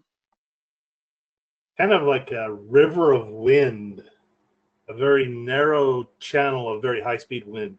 Yeah, exactly. So, yeah, where these two winds meet, you can see that you've got one cell spinning this way, right? And you've got the other cell spinning this way. Well, this channel here, you can see that's just accelerated air. So what happens is you get the jet stream.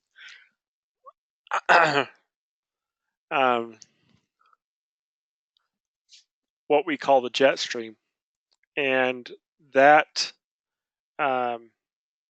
jet stream, as long as you're heading from the west to the east, it's really going to benefit you because you get really high speed tailwinds, right?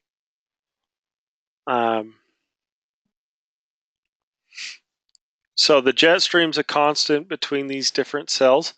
Also notice that in this picture, I mean, like I said before, don't take this too literal as to how it looks here, but do take a note that this is the troposphere, like I said before. Look at the height of the troposphere at the equator as opposed to the height of the troposphere at the North Pole. The troposphere at the equator tends to be around 50 to 60,000 feet high. Okay, so all weather's contained in the troposphere, right? So weather in the troposphere, when we get those convection, that's another reason why these hurricanes are so deadly and so dangerous, is because the atmosphere, the troposphere, is a lot taller, a lot higher in elevation at the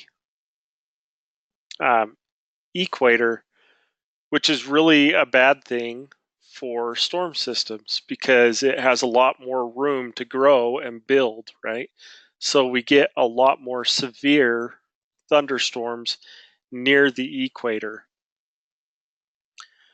as opposed to the Arctic, right? These cells, the troposphere at the North Pole is around 6,000 feet tall, 6 to 10,000 feet tall.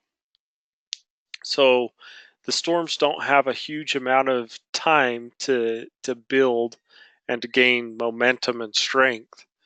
And so you don't see the heavy rainstorms and thunderstorms in the Arctic regions like you do down here in the equator.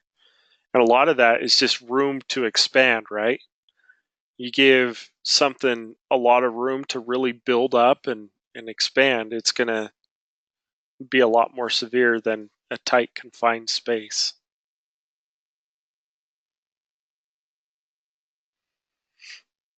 But one thing that is kind of interesting is Arctic winds tend to be extremely fast moving as well.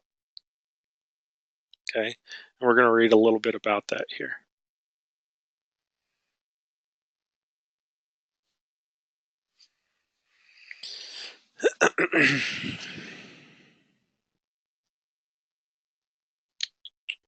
All right.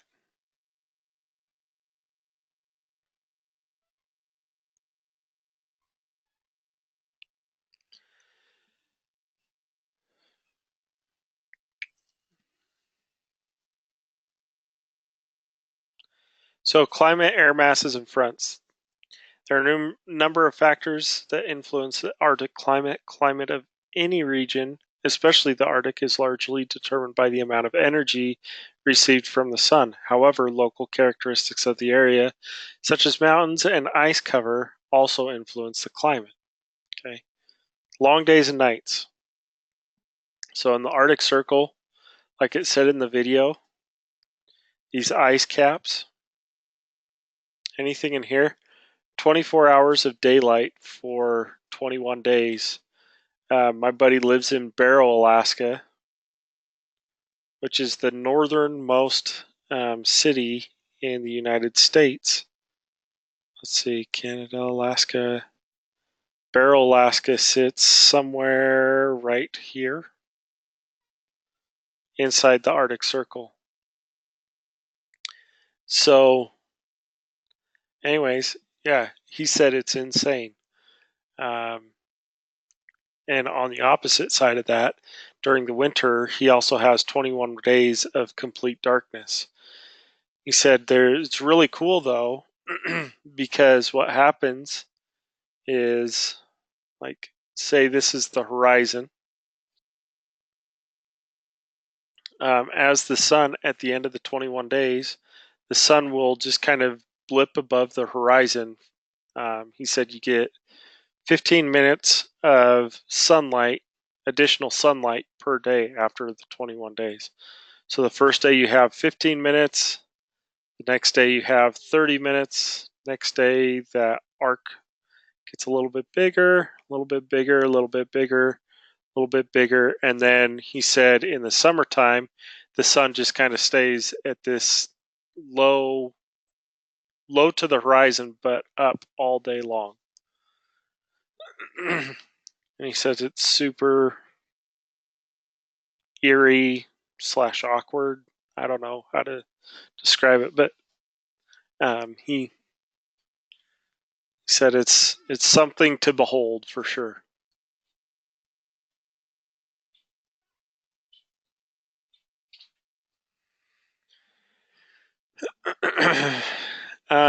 Land and water. So large air masses of stagnant over inland continental airs, thus the Arctic continentals, are air mass source regions. A large portion of the Arctic Ocean is covered throughout the year by a deep layer of ice known as the permanent ice pack. So ice pack melts in the spring and the summer and increases in the fall and the winter. That's one of the reasons why it's so expensive to build homes up in Alaska, is because during the winter time, the only way to get supplies in is by air. During the summertime, by sea, right? It's really hard to get supplies up there, so it's super expensive to live.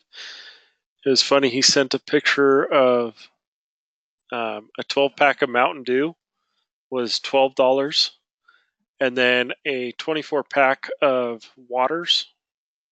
No, I think it was 18, like Nestle Life waters, was $25. Pretty crazy.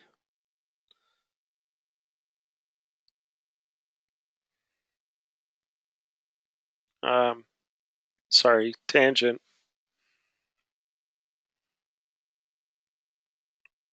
So temperature, Arctic, it's cold.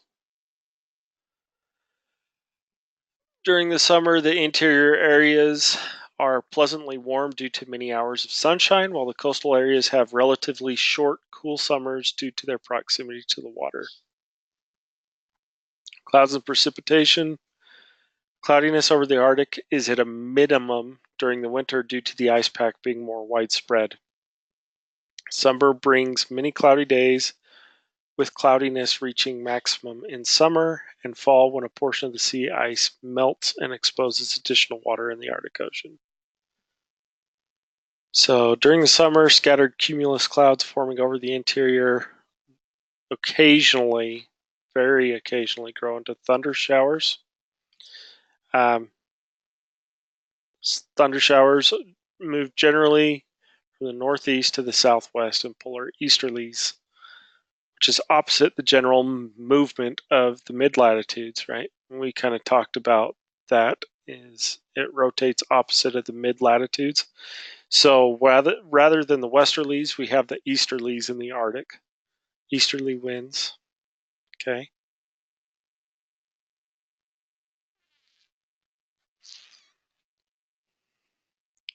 Polar lows dissipate quickly once they move over land.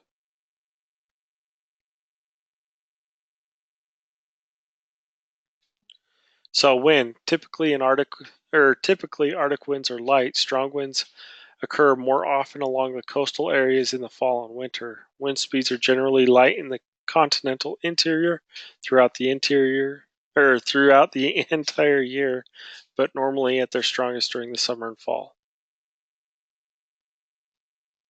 Blah blah blah. So fronts, occluded fronts are the rule. Weather conditions with occluded fronts are much the same as the Arctic as in the Arctic as elsewhere. Low clouds. So occluded fronts, this is the weather that you typically see on an occluded front. And we're going to learn a little more about frontal systems and the different types of fronts. But kind of remember that occluded fronts, we typically see low clouds, precipitation, poor visibility, and sudden fog formation. Okay.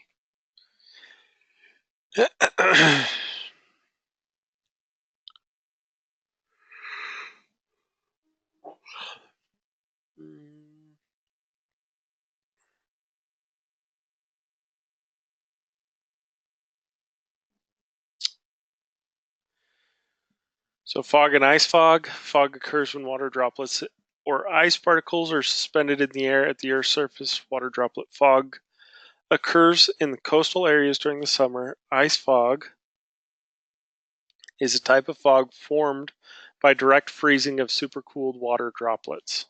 Okay. So what happens is you have these supercooled liquid water droplets. Notice I said liquid, so they're still liquid.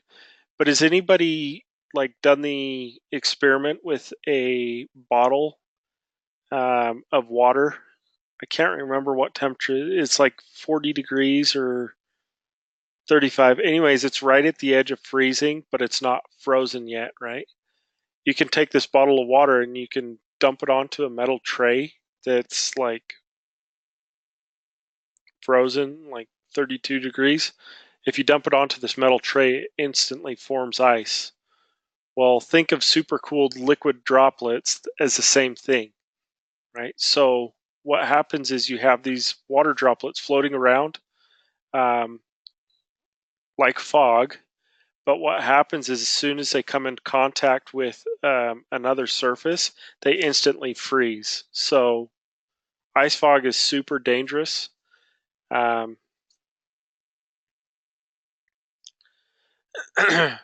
Ice is, like I've said before, ice is super bad for airplanes.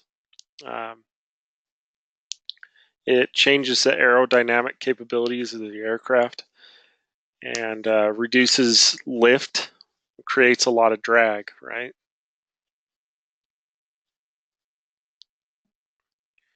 So ice fog, bad. The sun may cause the appearance of a halo. Effective visibility is reduced considerably more when looking into the sun towards the sun. Ice fog is rare at temperatures warmer than negative 30 degrees Celsius, and increases in frequency when decreasing temperatures is almost always present at air temperatures of negative 45 degrees Celsius in the vicinity of the source of water vapor.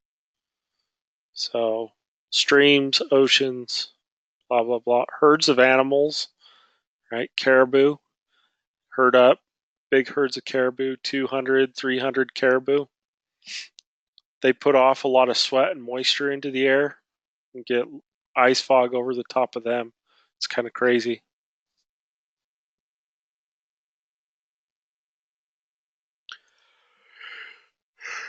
Blowing, drifting snow. Excuse me.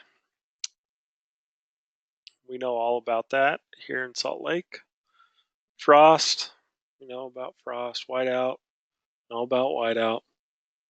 Does anybody not know about any of those three things and wants me to read it? Good. Okay, Earth's atmosphere. This is a test question.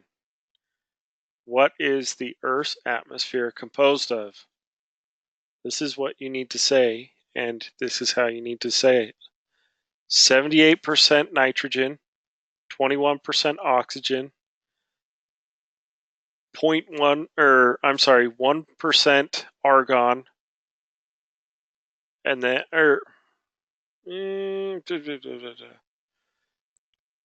yeah.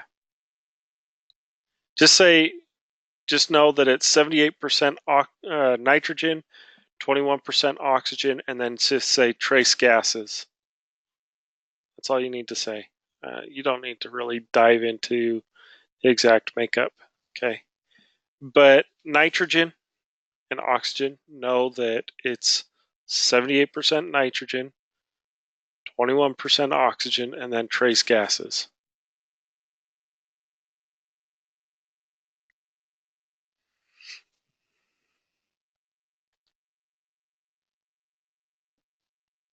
Memorize that. It's important. You will be asked that on the practical test. Hint, hint.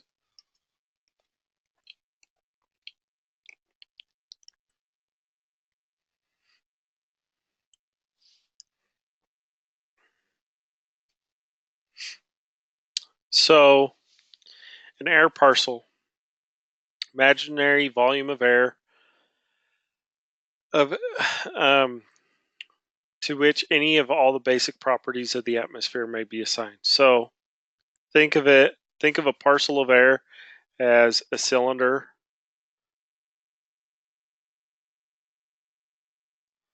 Okay. You go out, you got your little test tube here, and you grab a parcel of air. Okay. Just a cylinder of air that has all of our atmosphere qualities in it. Okay.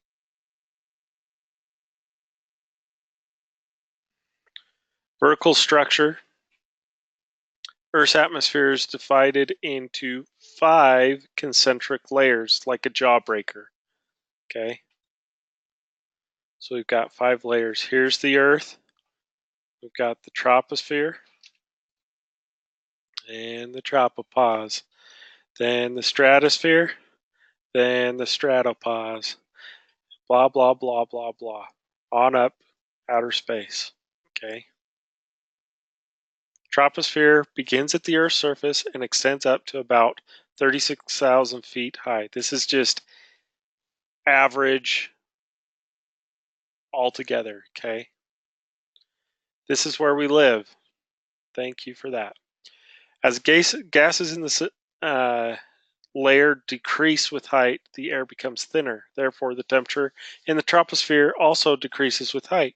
As you climb higher, the temperature drops from about 15 degrees Celsius to about negative 56.5 degrees Celsius. Okay, that's super rough estimate. But at high altitudes, you're going to be pretty close. 30,000 feet and above, you're going to be playing around close to that number.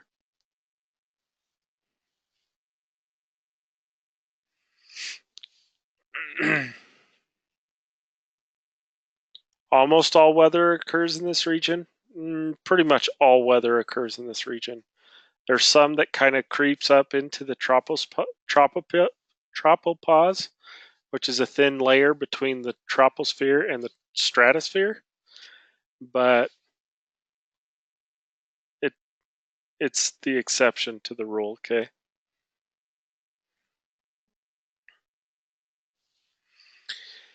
So like I was saying before, the vertical depth of the troposphere varies due to temperature variations, which are closely associated with the latitude and season. It decreases from the equator to the poles and is higher during the summer than in the winter. So at the equator, it's about 18 to 20 kilometers, 11 to 12 miles. Okay, 50, 60,000 feet, rough estimate. Whereas at the poles, it's at 5.6 miles. I got it wrong there. So like 30,000 feet at the poles at the highest.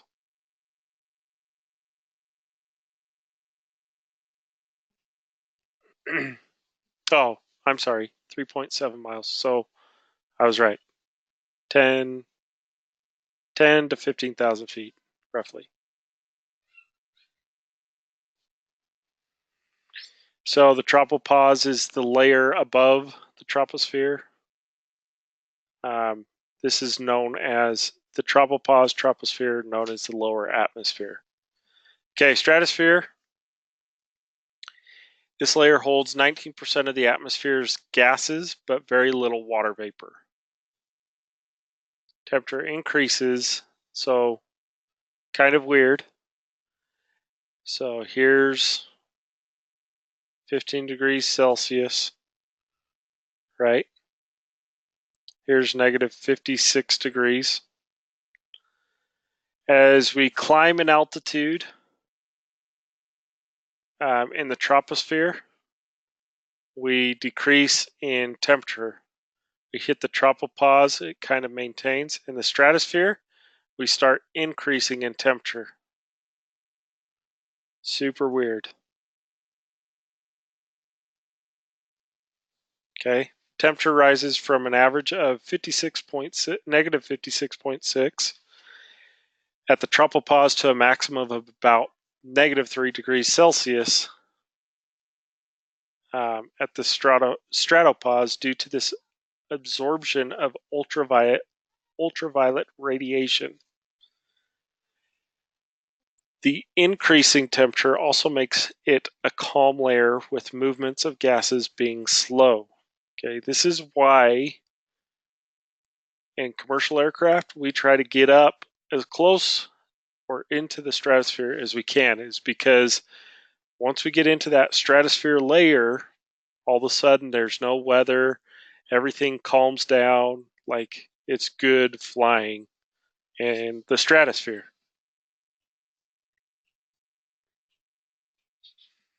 Okay.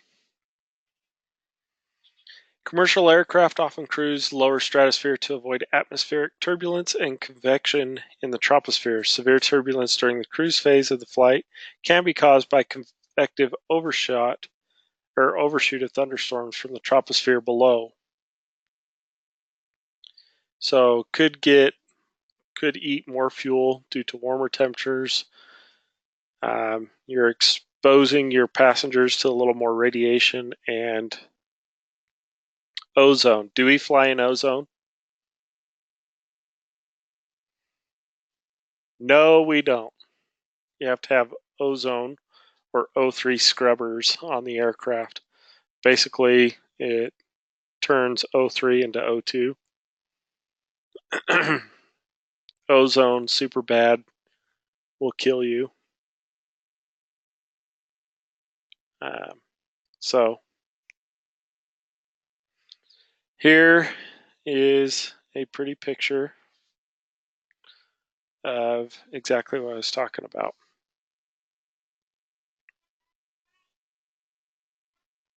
So here we are on planet Earth in San Diego, California. As we climb, our temperature decreases upwards of negative 56.6 degrees Celsius. Then it kind of levels out, and then as we climb into the stratosphere, notice that this is going from 11 kilometers to 50 kilometers is the height of the stratosphere. It'll start to warm up. Once we hit the stratopause, it kind of evens out. Mesosphere gets a lot colder, kind of evens out, starts warming up in the thermosphere. Again, And the reason why? Because now you're getting exposed to a hell of a lot of ultraviolet rays from the sun. And there's no air to protect you or filter any of it. So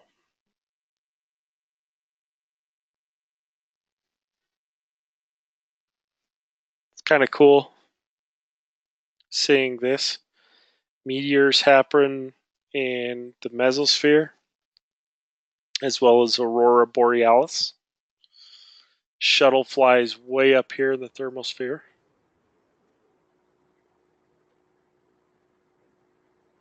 So kind of cool. For what it's worth, in the thermosphere, it may be hotter than on the surface, but because of so few particles to actually absorb that heat, it still is like absence of all temperature. Right.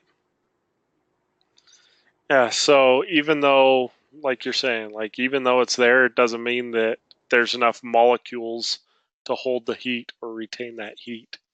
So it still feels freezing, right?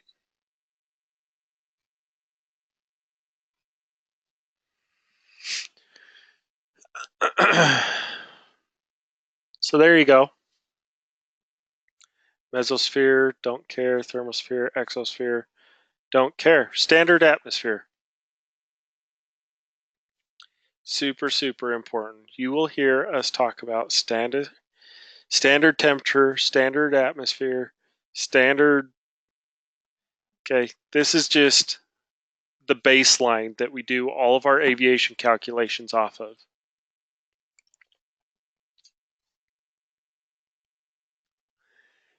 This is our reference point. Are we hotter or colder than standard? And is it more, blah, blah, blah, blah, blah. Standard atmosphere is our zero line. Okay. It's a hypothetical vertical distribution of atmospheric temperature, pressure, and density that by international agreement is taken to be representative of the atmosphere for purposes of pressure altimeter calibrations, aircraft performance calculations, and aircraft and missile design ballistic tables, etc. Okay? This does not mean that at sea level it will always be 15 degrees Celsius. I know that's super hard to understand, but for the sanity's sake of everybody involved in aviation, we will always refer to sea level standard atmosphere as being 15 degrees Celsius, a standard pressure of 29.92, and yeah, I mean, that's standard weather. Okay. As we increase in height, we decrease in temperature because we're in the troposphere, right? So we may be 15 degrees Celsius at San Diego, but up here in Denver, right? So Denver, mile high, 5,800 feet, something like that. Their standard atmosphere, their standard temperature here isn't going to be 15 degrees Celsius, right? What we do is we multiply this by 2, so let's just round it up to 6,000. 12 degrees, subtract that from 15, that gives us 3 degrees Celsius is the standard temperature in Denver. Okay. So it's just a datum point. This is like just standard, keeping everything sane in our brains. Okay. So standard sea level pressure, 29.92.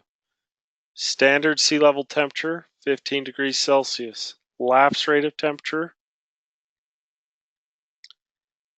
6.5 degrees Celsius per 1,000 meters, or we can just say 2,000, or I'm sorry, 2 degrees per 1,000 feet.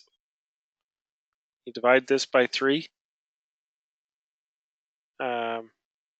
That's wrong. Ignore. Okay. Our standard adiabatic lapse rate is 2 degrees per 1,000 feet. 2 degrees Celsius per 1,000 feet. Oh, that is right, because it goes to Fahrenheit here. So 2 degrees Celsius is about 3.57.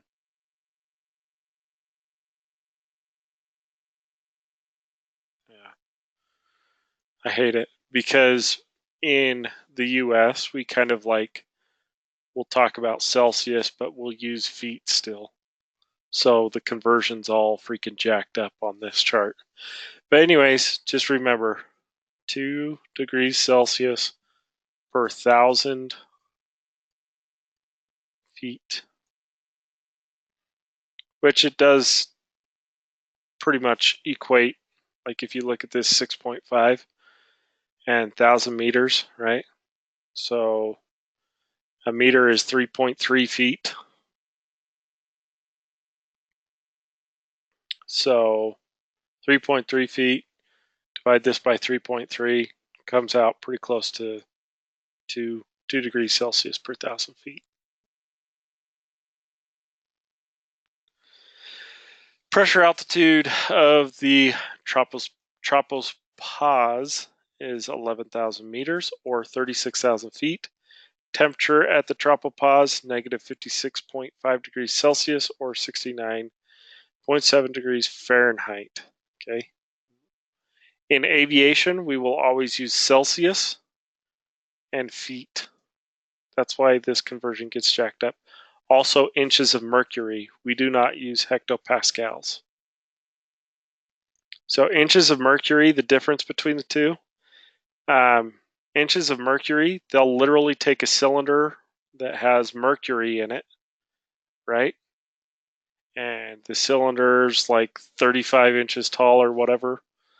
They actually will go out and measure how high the mercury is in the cylinder. And 29.92 is our standard pressure at sea level.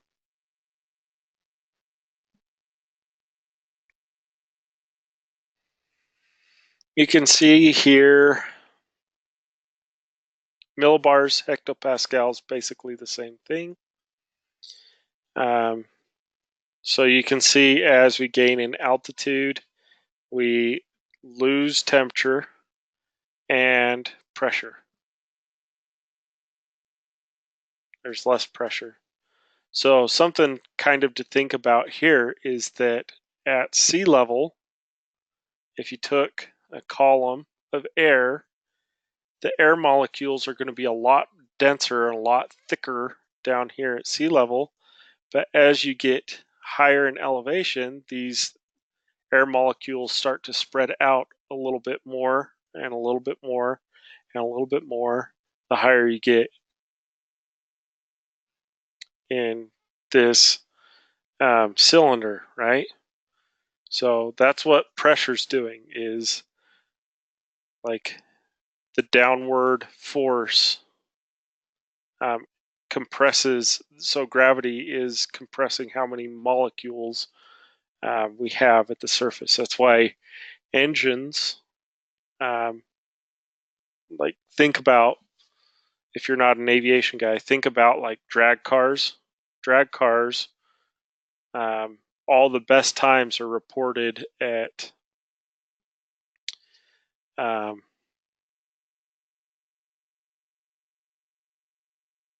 like sea level racetracks, right? That's due to a lot more air molecules that the engine can suck in and generate power from. So, yeah. Hey, that's perfect timing. So welcome to meteorology. It's a lot of fun. You're going to learn a lot. Some stuff, we're just going to kind of skip through because it's not really ever used. We'll bring it up, but don't feel like we're leaving stuff out. A lot of that you guys didn't need to know. The things that you did need to know, I really tried to emphasize for you. So, any questions on any of that weather stuff?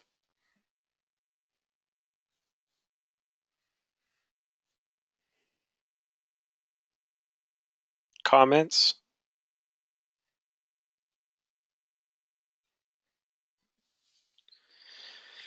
All right. Well, why don't you guys take a 10-minute break, jump back on 8:40, and we will do quiz review.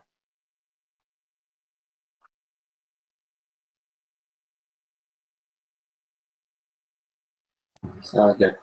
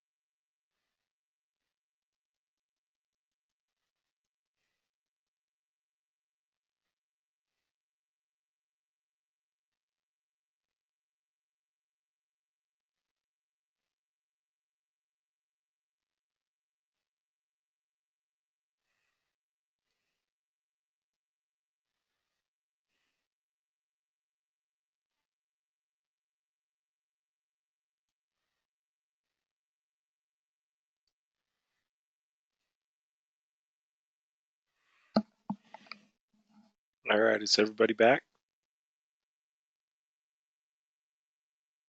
I am. Yep.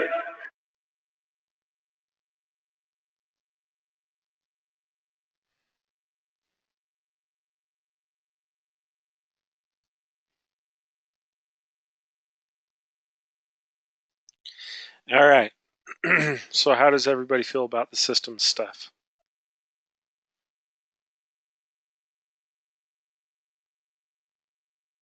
Getting there. Anybody feel like they just don't get it at all, or? I could use a little more help. Yeah, I mean, the big thing is just, it really helps to like look at an airplane and see it in real life. You get a much better understanding for it. I'll see if I can come up with or find a video that kind of walks through some of the systems that you'll see. Yeah, like I found National Geographic has like these plane crashes, but then they talk about all the parts of the plane. So like I watched that to try to get it more. I mean, I'm really trying to get it. Yeah, it's not something that you can get just overnight too, you know. So some of this stuff was aha moments when I was able to ride in the jump seat for the first time, or was like, oh, now I understand what that thing does. You know, a lot of this stuff is similar but completely different from military equipment that I've worked on. So same function, different name, different stuff that it can do, but yeah. So so let's go through some of these questions here. So Did you hit record? yeah, it's recording. Okay. So let's talk about the airplane itself. Okay. What are the primary flight controls on the CRJ 700?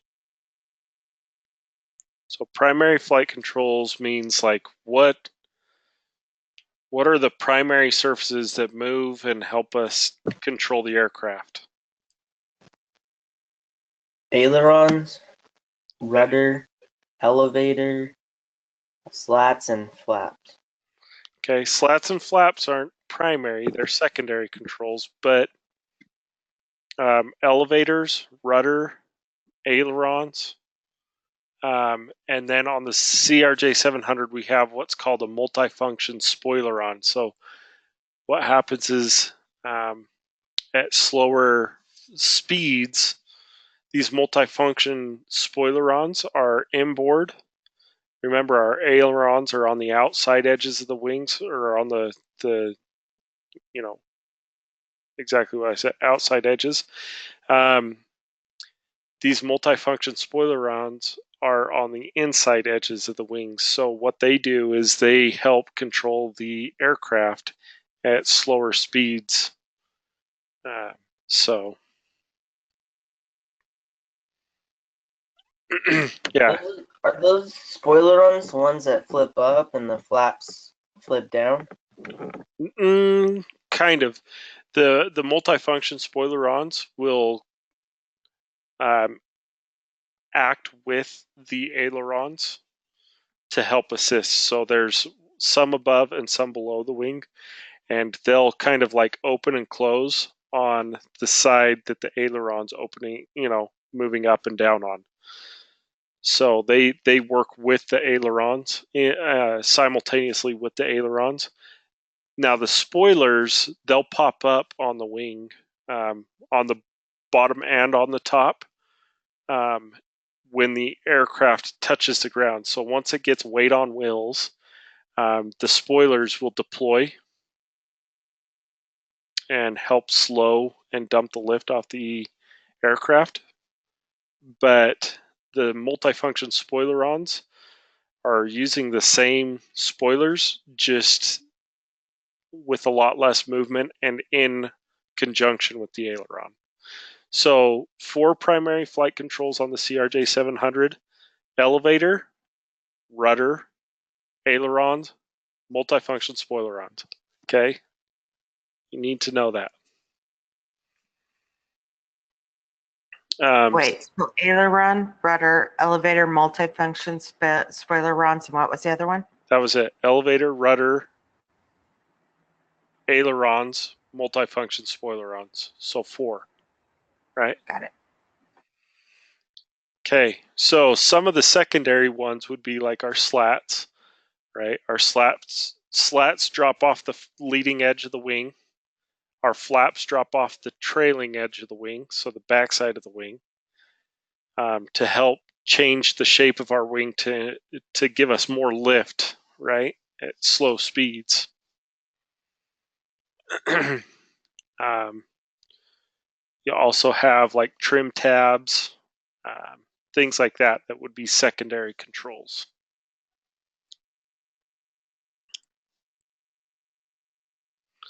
So how many hydraulic systems do we have on our CRJ? 6. Close. So 3, but there are 2 pumps in each system. So 6 pumps, but 3 systems. Okay, we have an A, B, and a C.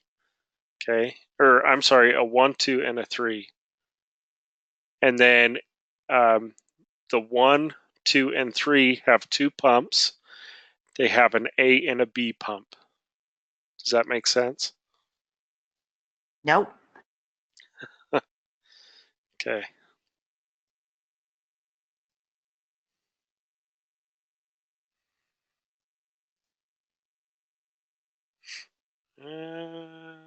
Let me see here.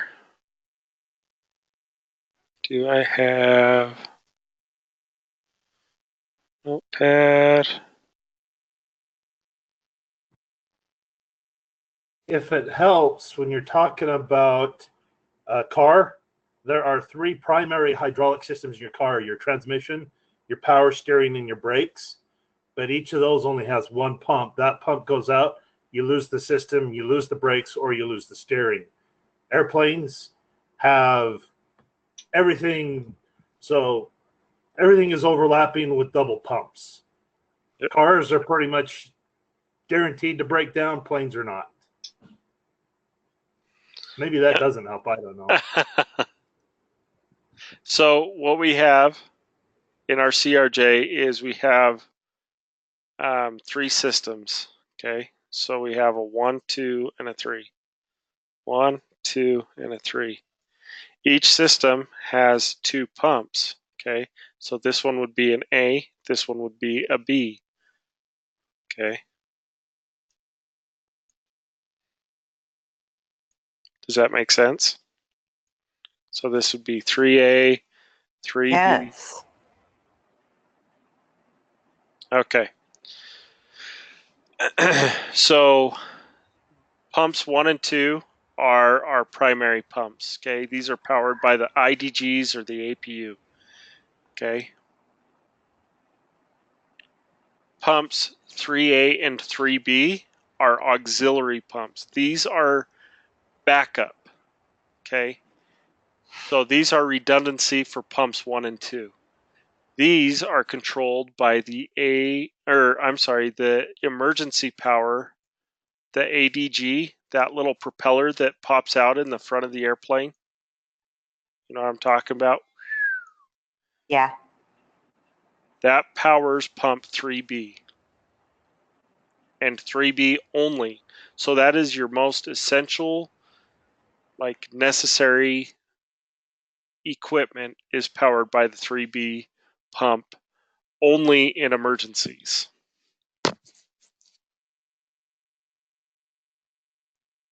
Okay. So how many hydraulic systems and how many pumps do each system have? 3 hydraulic systems, each have 2 pumps.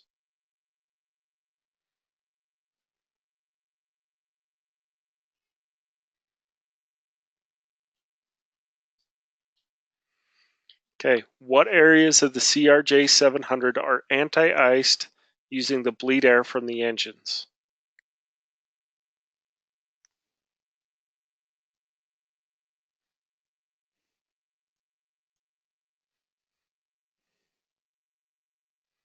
Come on, pilots, I know you guys know this one.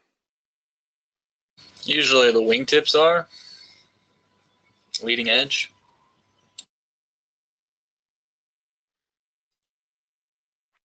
So this is like my kindergarten drawing of a CRJ 700.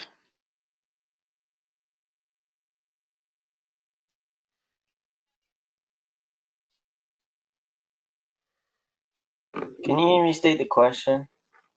Okay, what leading edges are anti-iced using bleed air?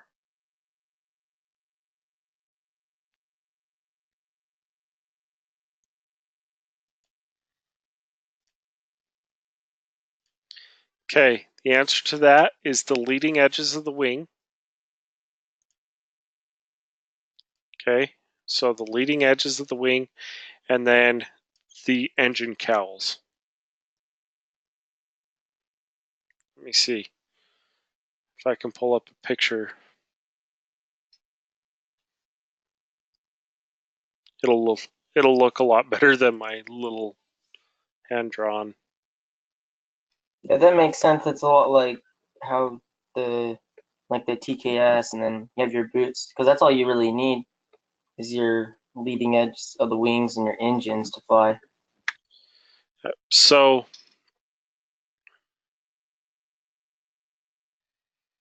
if we heat the leading edges, I mean the airflow going over the wing is going, 300 plus miles an hour over the wing, right? So if we keep that front leading edge extremely hot, then the water stays liquid before or until after it rolls off the backside of the wing, right? So that's the whole purpose, is it prevents ice from accumulating on the wing. Or the engine cowl. Let me find a picture. Okay, you can see it here. And this one. No, I don't want to watch a video.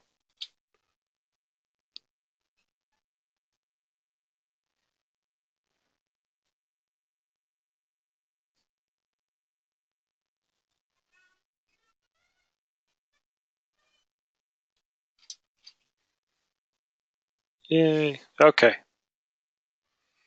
So here we have our CRJ 700. You can see this silver section of the wing right here and here. And then you can see this silver section on the engine cowl. And you can see the silver section here, silver section here, right? These are all like unpainted metal surfaces that they pump the bleed air through. Remember, that bleed air is coming off of what part of the engine? 6 and 10.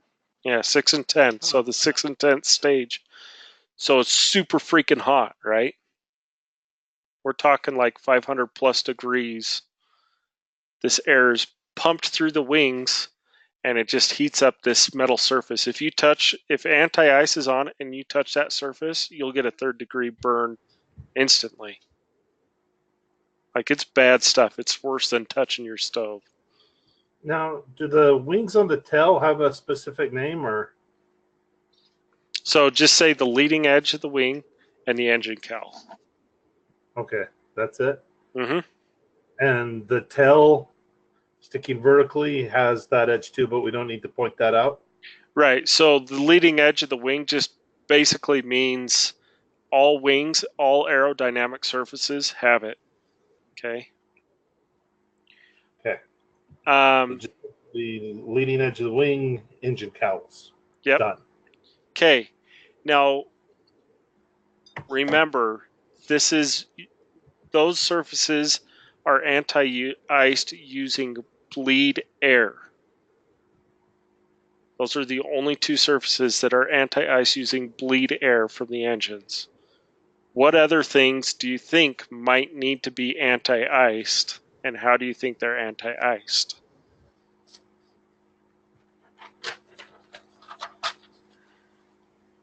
Doesn't the windshield have to be, and don't they just have wipers and stuff? Well, the windshield is anti-ice. The wipers don't do jack crap. In fact, I've got a really funny video that I'll show you guys of the windshield wipers in a CRJ 700. Actually, no, this was a 200. It was freaking hilarious.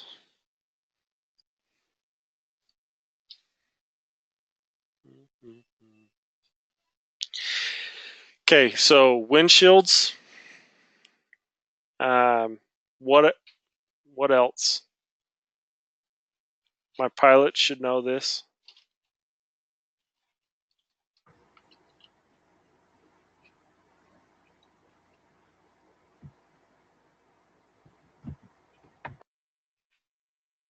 What was the question again? What other surfaces are anti-iced, and how would they be anti-iced? Not using bleed air. So what other surfaces? We got the windshields. They're anti-iced. The propeller? Oh wait, never mind. We're dealing with turbojets.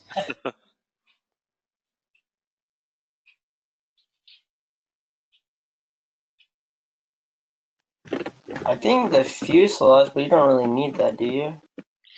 No, that doesn't need to be anti-iced. Just all leading edges, right? Nope. On the empennage too? No, that's all bleed air. So the leading edges of the wings, empennage, and the wings, the main wings, are the leading edges are anti-ice using bleed air.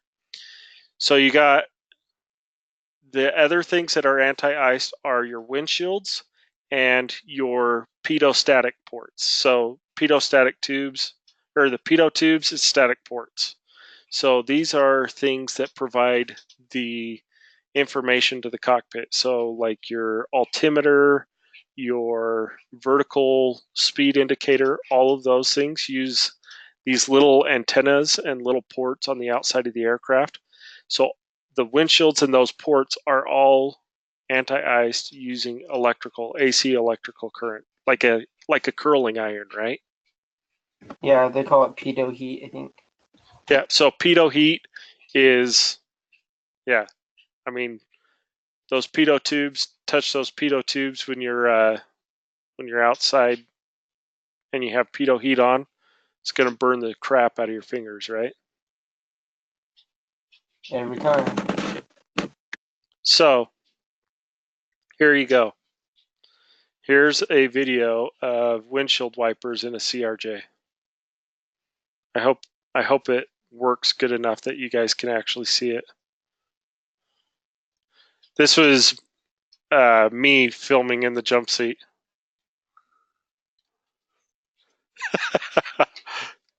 Look how well it helped. Just smeared it. Doesn't even wipe it away. Yeah, and they don't even like move with each other. They're garbage. They are absolutely horrible. Guessing there's no windshield wiper fluid. Nope.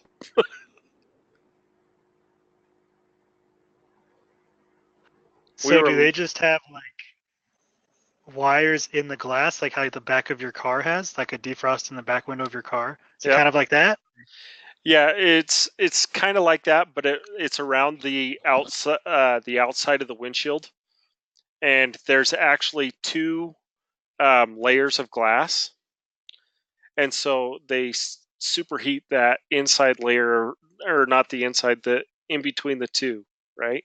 In between the two pieces of glass, they just heat that up really hot. with that wire, and it prevents ice from forming on the windshield. I'm glad you guys could see that though, but the wipers are absolutely pathetic on the CRJs. Like, they move so sporadically, and they don't even cover the whole windshields, and they're not in sync with one another. They're just kind of all over the place, do their own thing, and do absolutely nothing to help you. So, kind of funny.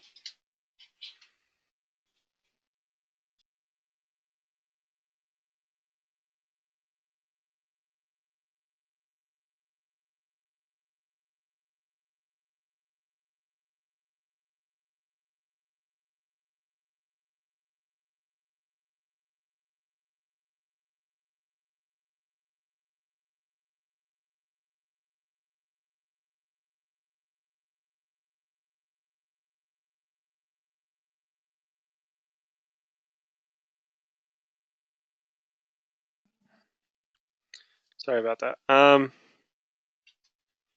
All right. So, important one is the bleed air, leading edge of the wing, engine cowls. Just remember that.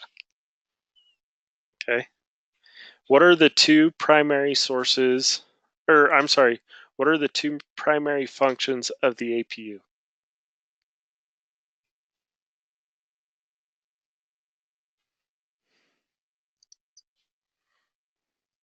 One is providing bleed air to start the main turbines. Okay, yeah, so bleed air for engine starting.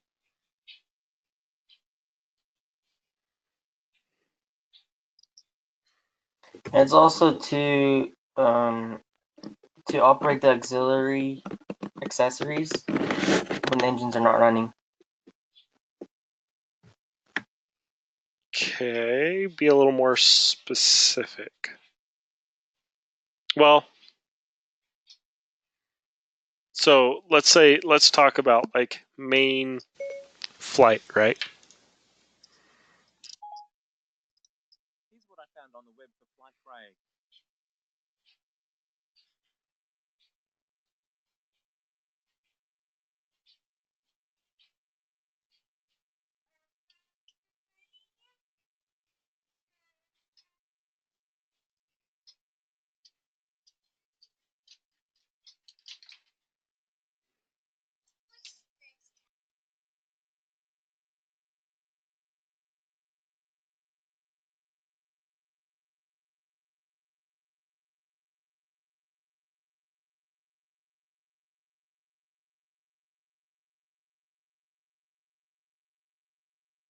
So what does APU stand for? Auxiliary power unit.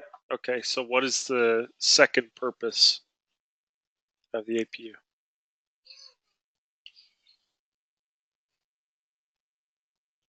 To power all the auxiliary stuff like the air conditioning. Not, no. You're close, but not quite. Not to power auxiliary units, but to be the. It creates power. Yeah, it is the power. So when it's on the ground and the engines aren't running, you still have power to the airplane. Right. So the engines power what? The primary engines power what source of power?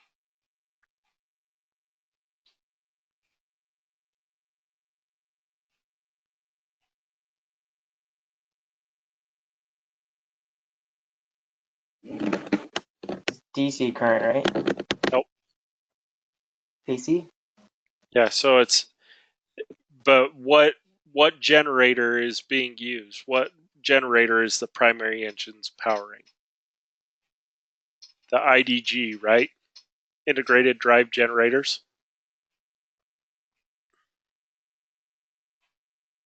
Is that? And the main engines are powering that? Yeah, so the main engines power the IDGs. The APU powers the auxiliary power unit, right? So it's the APU is a jet turbine that powers a backup or auxiliary generator. So it is backup power to the IDGs, right? The integrated drive generators. So its main purposes are to provide bleed air for engine starting and to provide auxiliary or backup power. Okay, so it is the auxiliary to the IDG. Does that make sense?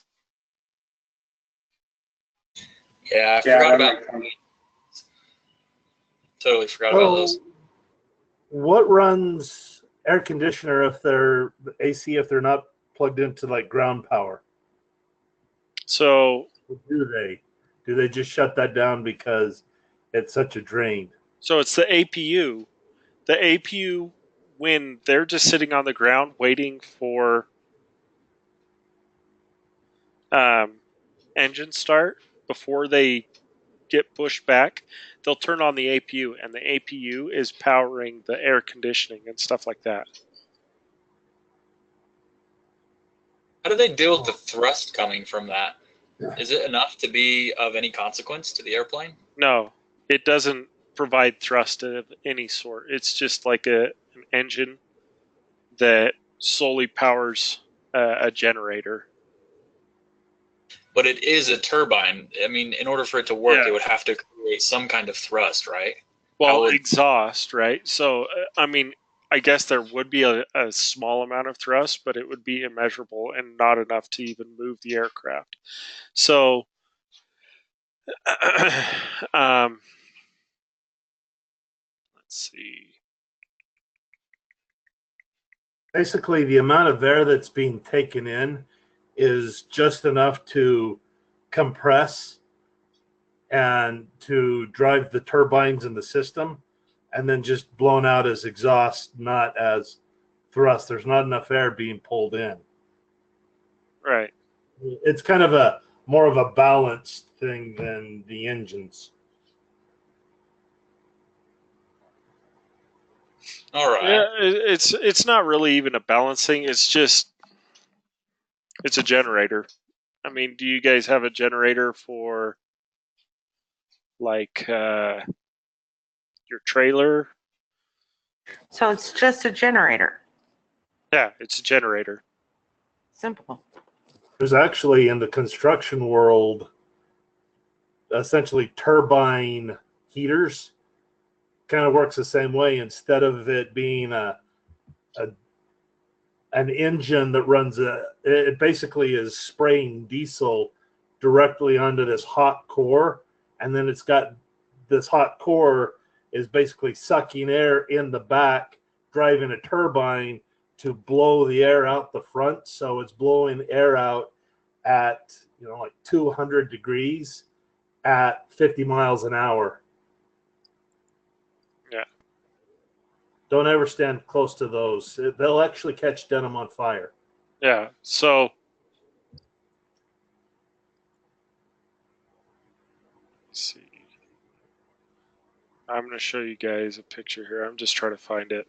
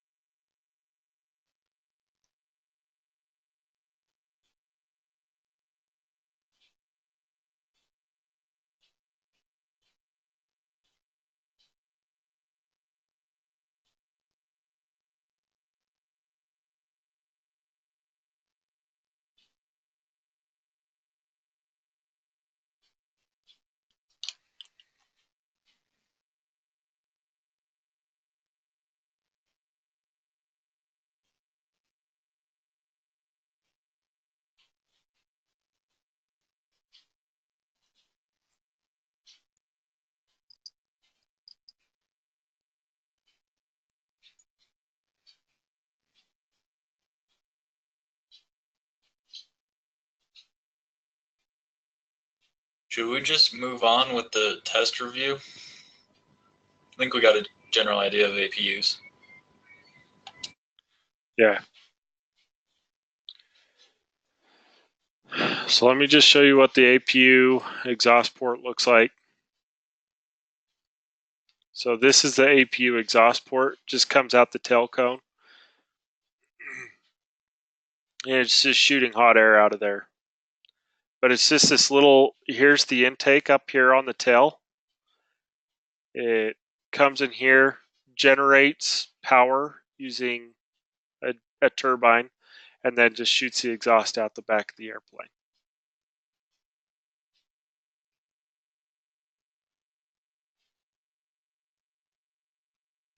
Okay, pretty simple. So, two my primary functions of the APU: bleed air for engine starting and backup power source. It's the backup power. Okay. What stages of the engine are used as a source of bleed air? We said it earlier. 6 and 10. Stage 6 and stage 10. Okay, good. So we were just talking about the APU, right? So name the 3 different sources of power: primary, backup, auxiliary, and emergency. What are the 3 different sources? What do we call them? So your primary would be your engine, your turbine. No, what are they called? The engines power a certain thing. The bleed air IDG. So the IDG, integrated drive generator. So IDG is our primary. What's our auxiliary or backup? Your ADG that pops out the front. Okay, that's our emergency. That's when our 2 systems fail, we have the ADG. What's the auxiliary or backup? APU. APU. Yep. So IDG is our primary, APU is backup, and ADG is our emergency. Good. Can you say what the third emergency one was again? An ADG, Alpha Delta Golf. So it stands for air-driven generator. Makes sense, right? Because it's like a windmill out the front, air-driven generator. Yeah, it makes perfect sense. Yeah. So, what type of MEL restrictions are generally associated with the air conditioning or AC pack system?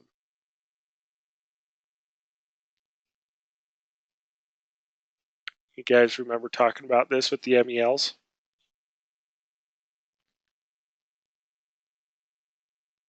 That had to do with the APU. If that was out, then Nope, the AC pack, so something separate from the APU.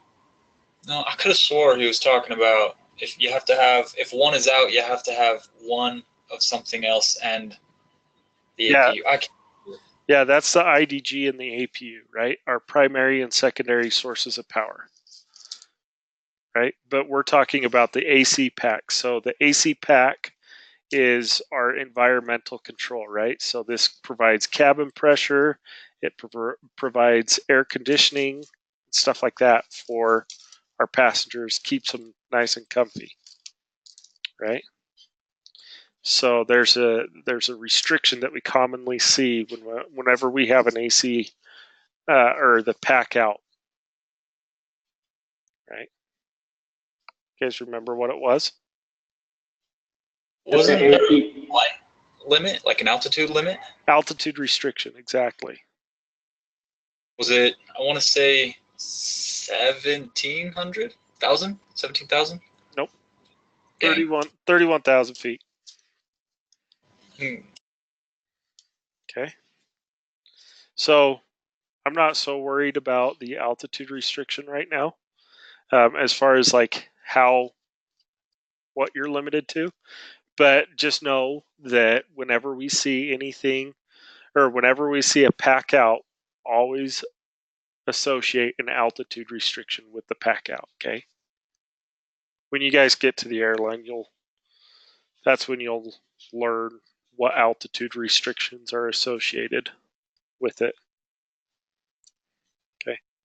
So what type of MEL restrictions are generally associated with the bleed air system? So remember the things that the bleed air provides for us. What restrictions do we see?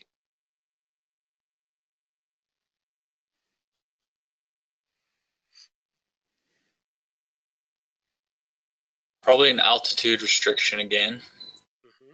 That's one of them. There's three main things that we're going to see.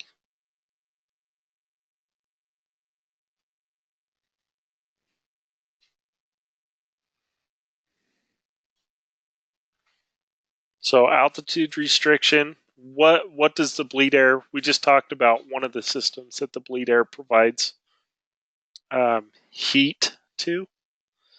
What was that? Yeah, icing. So what happens if bleed air isn't working with the anti-ice system? You can't fly into icing conditions. Exactly. So we call that no icing, right? It's a no icing aircraft. So we've got altitude restriction and no ice. And then what does it do to our performance when bleed air is being pulled off the engine? It decreases it, so we burn more fuel and we can't run efficient. Yeah, so it takes a toll on the performance, and it affects our takeoff roll most specifically. So no icing, altitude restrictions, and affects our takeoff. Okay, takeoff performance. We're producing less thrust out of the engine because we're robbing bleed air off the engine. Does that make sense? Yeah, what was this whole topic, this question? So what type of MEL restrictions are generally associated with the bleed air system, or also known as pneumatics? Has everybody got that?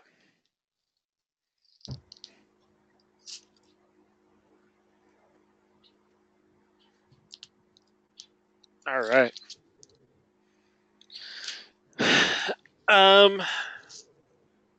What type of MEL restrictions are generally associated with our weather radar system?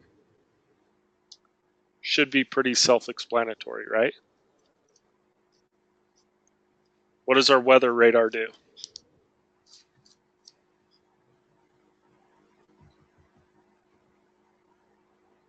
Lets us know what kind of weather we're in. Yeah.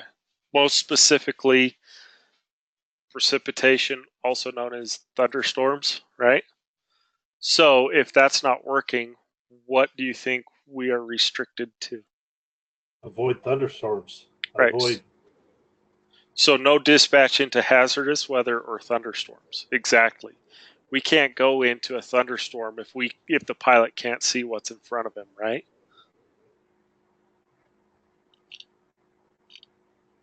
So that was phrased, no dispatch into hazardous weather? Yep. Or thunderstorms.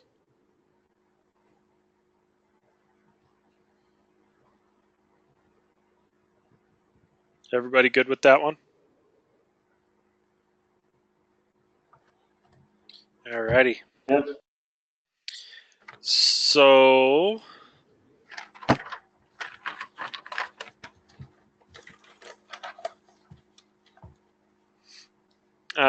let's talk about V speeds really quick. There's two really, really important, well, three really, really important V speeds. What are they?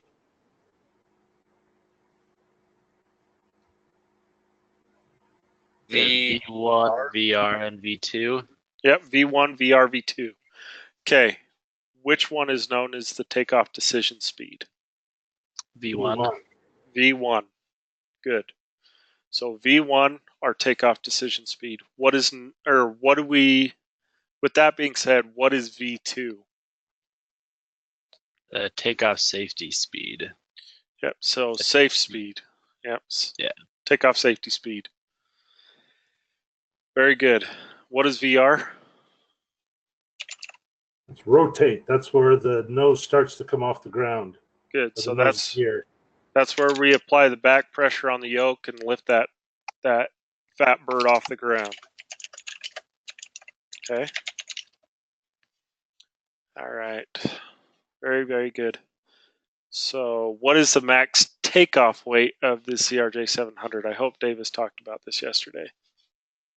So there's a couple of very, very important weights with our CRJ 700. And when you guys were looking at the weight and balance sheet, you could see these different weights on there, right? So what is our max takeoff weight? What is the most it can weigh? MTOW, 75,000 pounds. Exactly. Good. Okay. What is the max landing weight?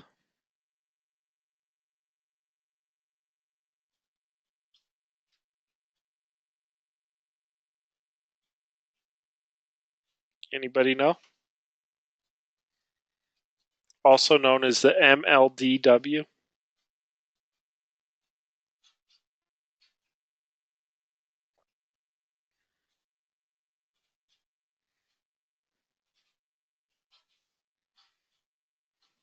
So this is the one that restricts us 90% of the time on our flights. If we're going to have a weight restriction on our flight, it's typically going to be because of our max landing weight. So this is a super, super, super important one. 67,000 pounds. Good. 67,000 pounds. Okay. And one more weight. What is our max? Oh, anybody have a question? Was that our minimum or maximum take or landing weight? That's our max landing weight. Okay, thanks. Yep. And what is the max zero fuel weight? So this is the most the airplane can weigh with passengers and bags on it.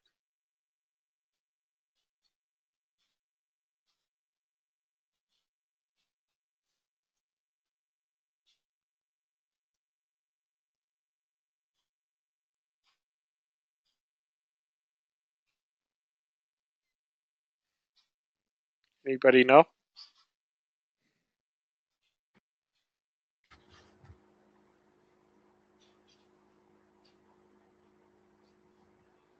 $62,300. Good. So this is a MZFW. Mike Zulu Fox Whiskey. Okay. What was the landing max phrase or I get Mike Lima Delta Whiskey. So MLDW. The charts we did the other day, it was just Mike Lima whiskey. Oh, really? Yeah. Well, you'll see it as either one. So MLW or MLDW. You could see it either way. Either way, it represents the same weight. Max landing weight.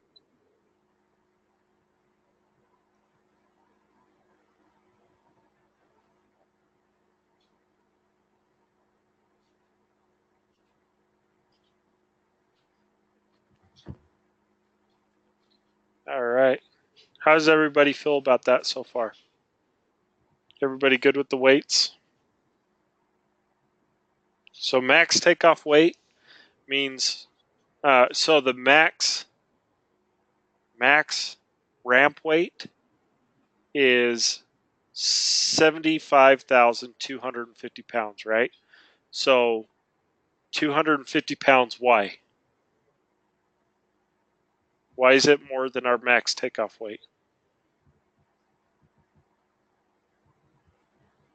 fuel burn for taxi. Exactly. So was it 200 or 250? 250. So the max ramp weight is it's sitting at the gate, right? And they're pushing back. That's the most it can weigh is 75,250 pounds.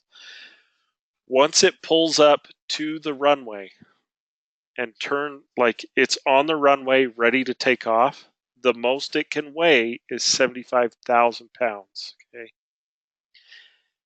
When it flies, say it's 75,000 pounds, it has to burn off 8,000 pounds of fuel en route to hit the max landing weight, right? So max landing weight is the most the airplane can weigh when it touches down on the ground. The second the wheels touch down on the ground, if it's over 67,000 pounds, the pilot's going to do a lot of paperwork and, could cause damage to the aircraft. Okay. So 67,000 pounds, most wheels down. Or weight on wheels, I'm sorry. Okay, max zero fuel weight. This is the most the airplane can weigh with just like the airplane, passengers, and luggage. 62,300 pounds. Everybody good with that? Yeah. Okay, good. Okay, last question. And it's kind of a little off topic, but was covered at the same time that we were covering systems. Name 3 different techniques air traffic control uses to manage traffic congestion. MIT, ground delay programs, and holding. Okay, good. Those are 3 great examples, right? So you got holding patterns, you got MIT. What does MIT stand for? Minutes in tail? In trail, right? So trail. Yeah, so they'll space them out so many minutes in trail. Also, it could be used as miles in trail. Miles, so they'll separate them by like 2 or 5 miles, depending on where they're at or whatever. They'll space the aircraft out in either minutes or miles. Okay. Ground delays, ground stops, even SIDS and stars, right? Those are all used to manage the traffic congestion.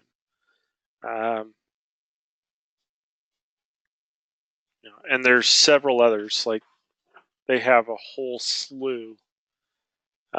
They also have like CDRs, playbook routes, swaps. I mean, the list is just gigantic that air traffic control can deploy to help them relieve some of the traffic congestion that they get.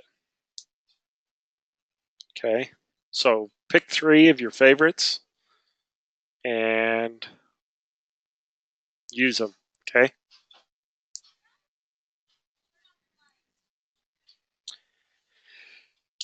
All right. Well, that pretty much covers everything. Anybody have any questions on the test?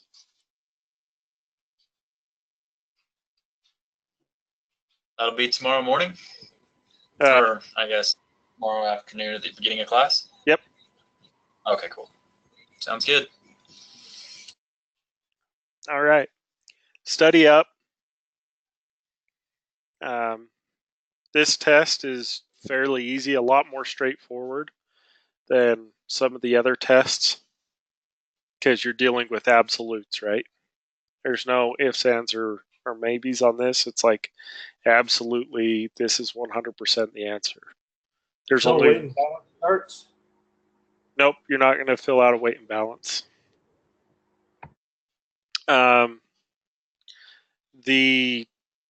The weights are from the weight and balance chart, so you're being tested a little bit on the weight and balance, but the important weights on the weight and balance. So.